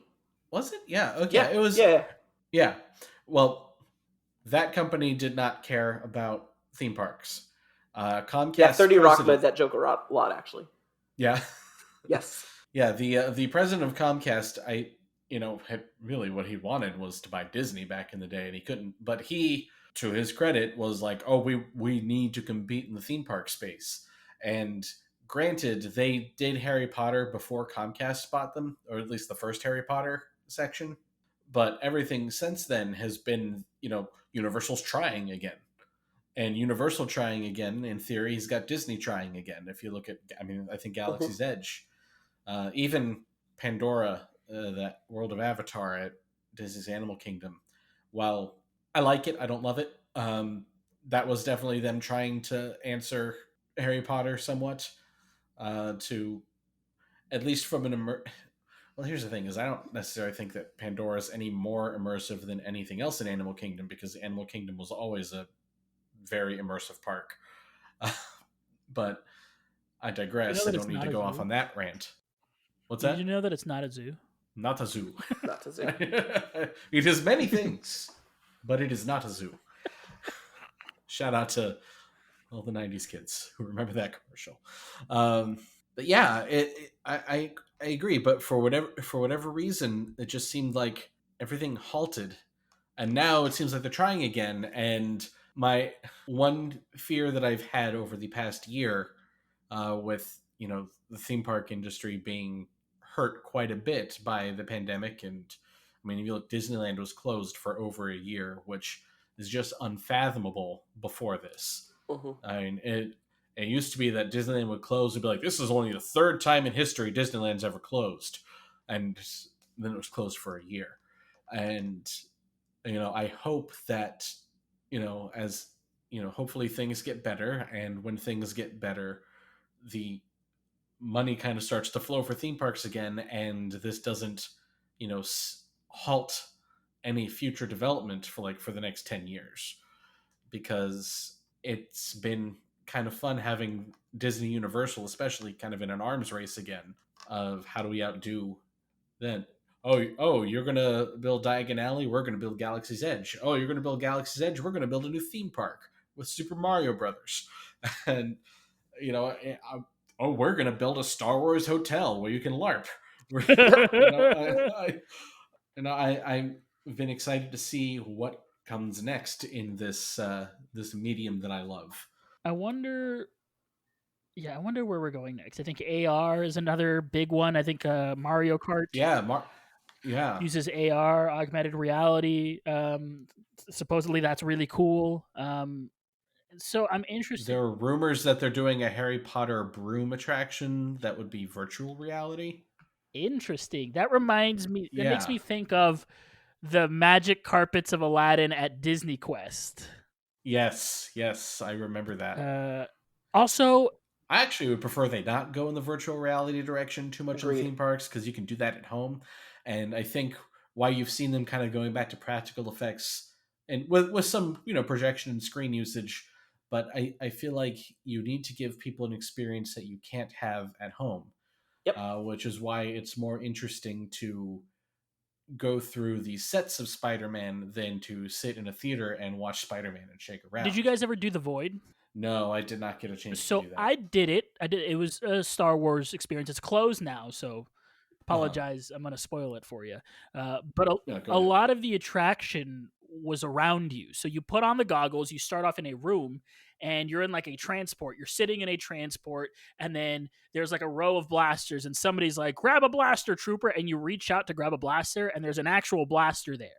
So you're looking through the VR, you see a blaster, and you go out and you grab the blaster.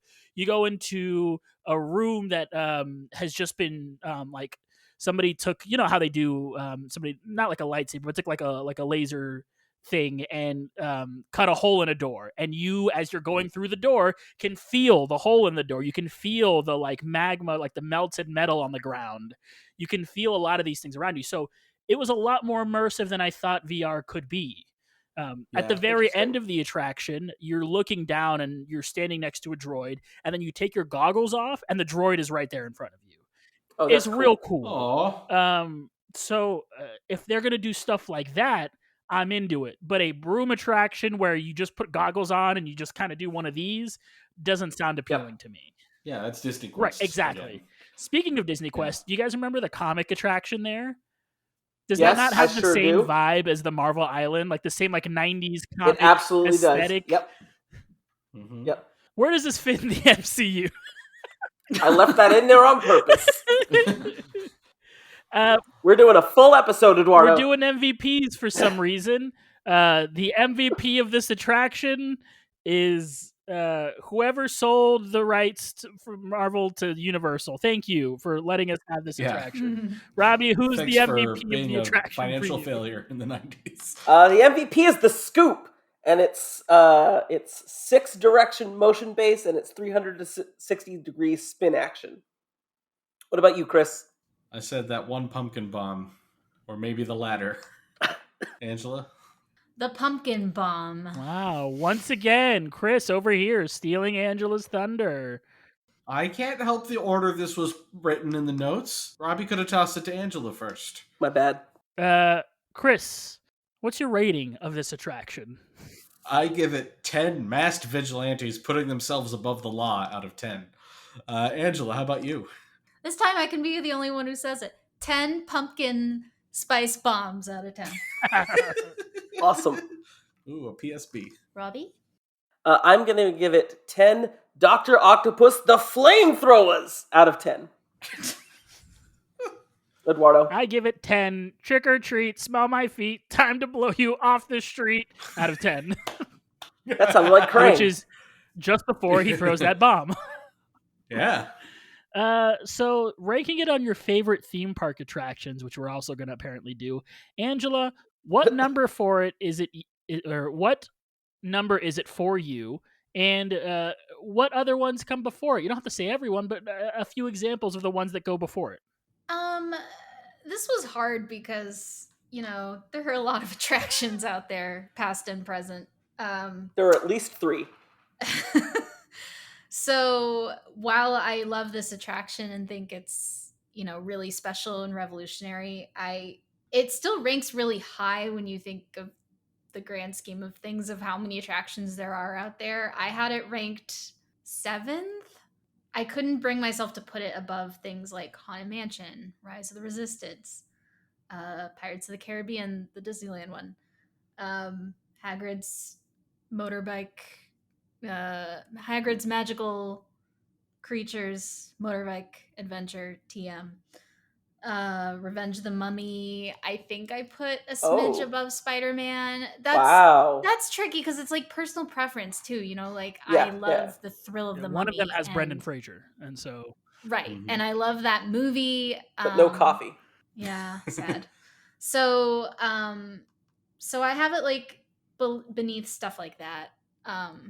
But it's just hard. It's apples and oranges, because they're all special and they're all groundbreaking, especially of their time, depending on how old it was, for different reasons. So it's really hard to compare. So it's out of all the attractions that exist, 7 I think is pretty good. So that's about where I have it. Sound husband. Sound wife.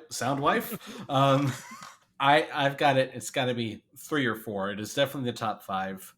Off the top of my head, Haunted Mansion, I think, will always be my number 1. Haunted Mansion is the Citizen Kane of theme park attractions.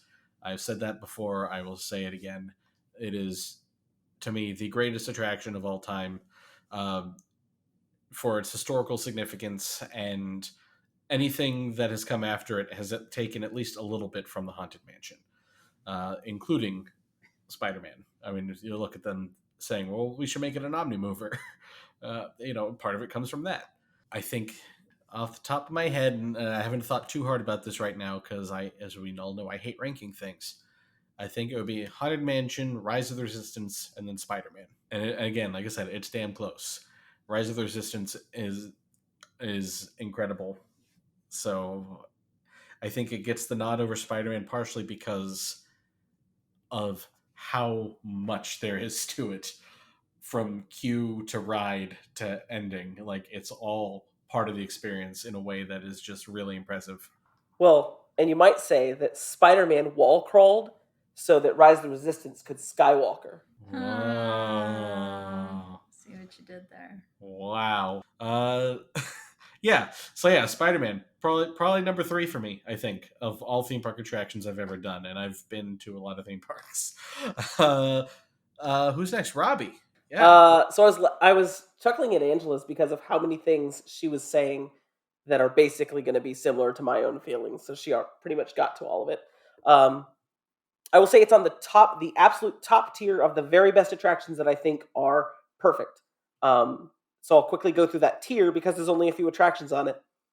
And all of these attractions are basically tied. So I'm going to rank them, but this is essentially a tie. These are the best attractions.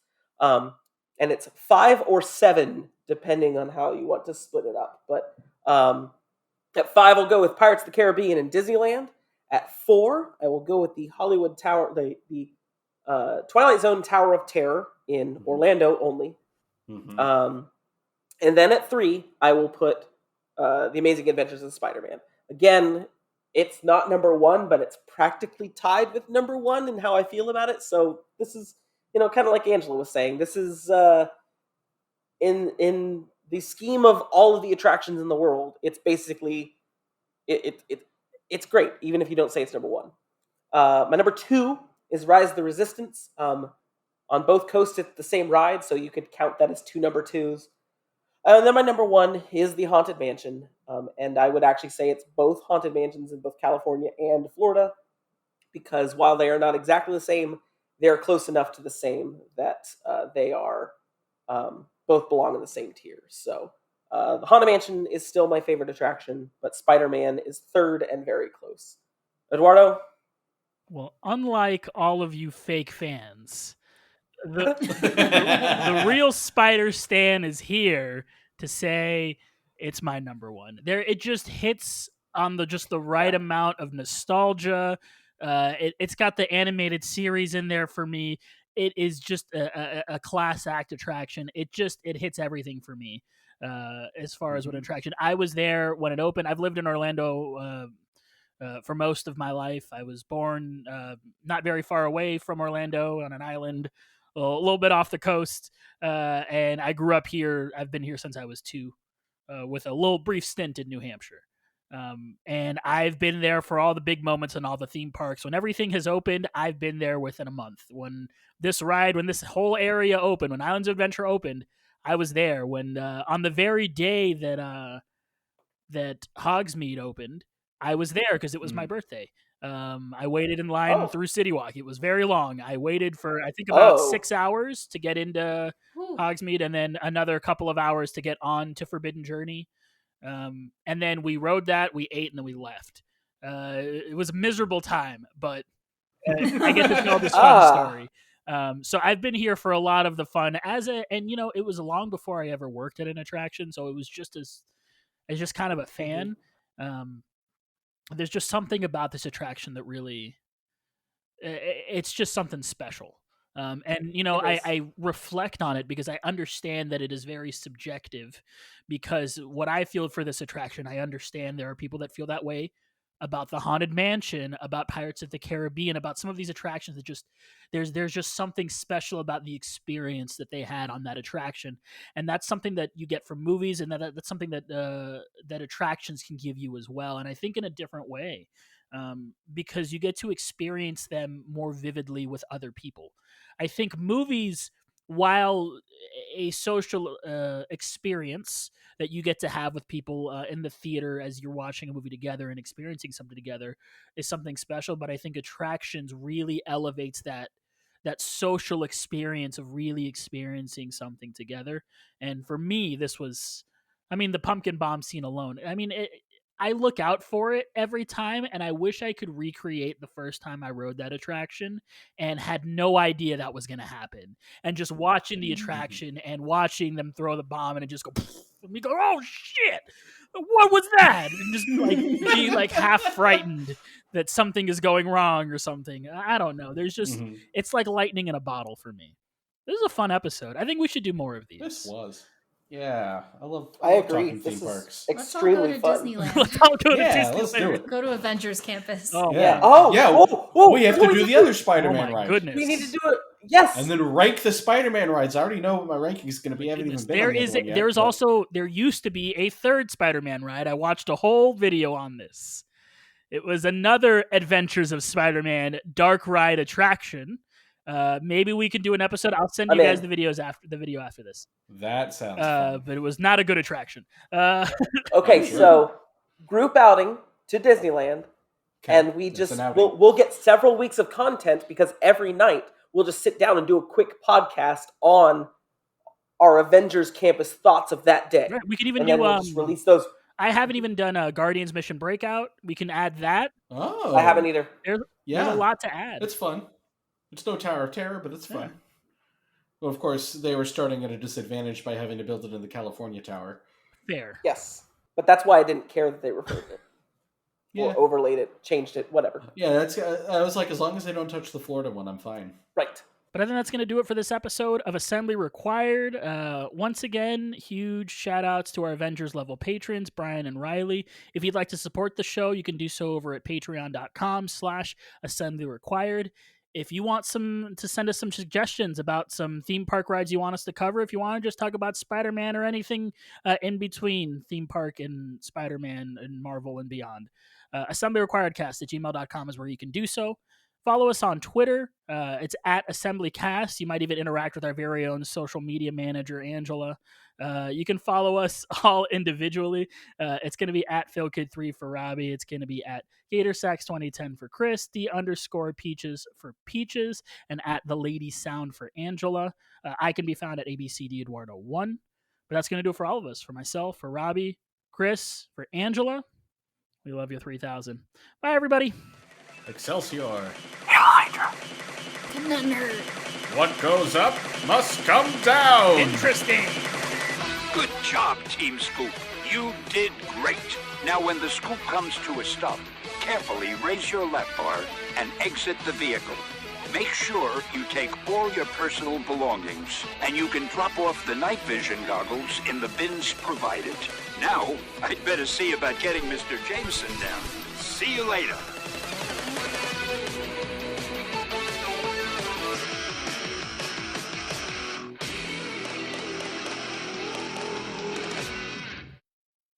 Hey, Tash, you're on the break room monitor with Mia. All right. What's up, Mia? Hey, Tash, just welcoming these good people to our family. How are their rides coming along? The rides are ready to roll out and roll out in style. All right.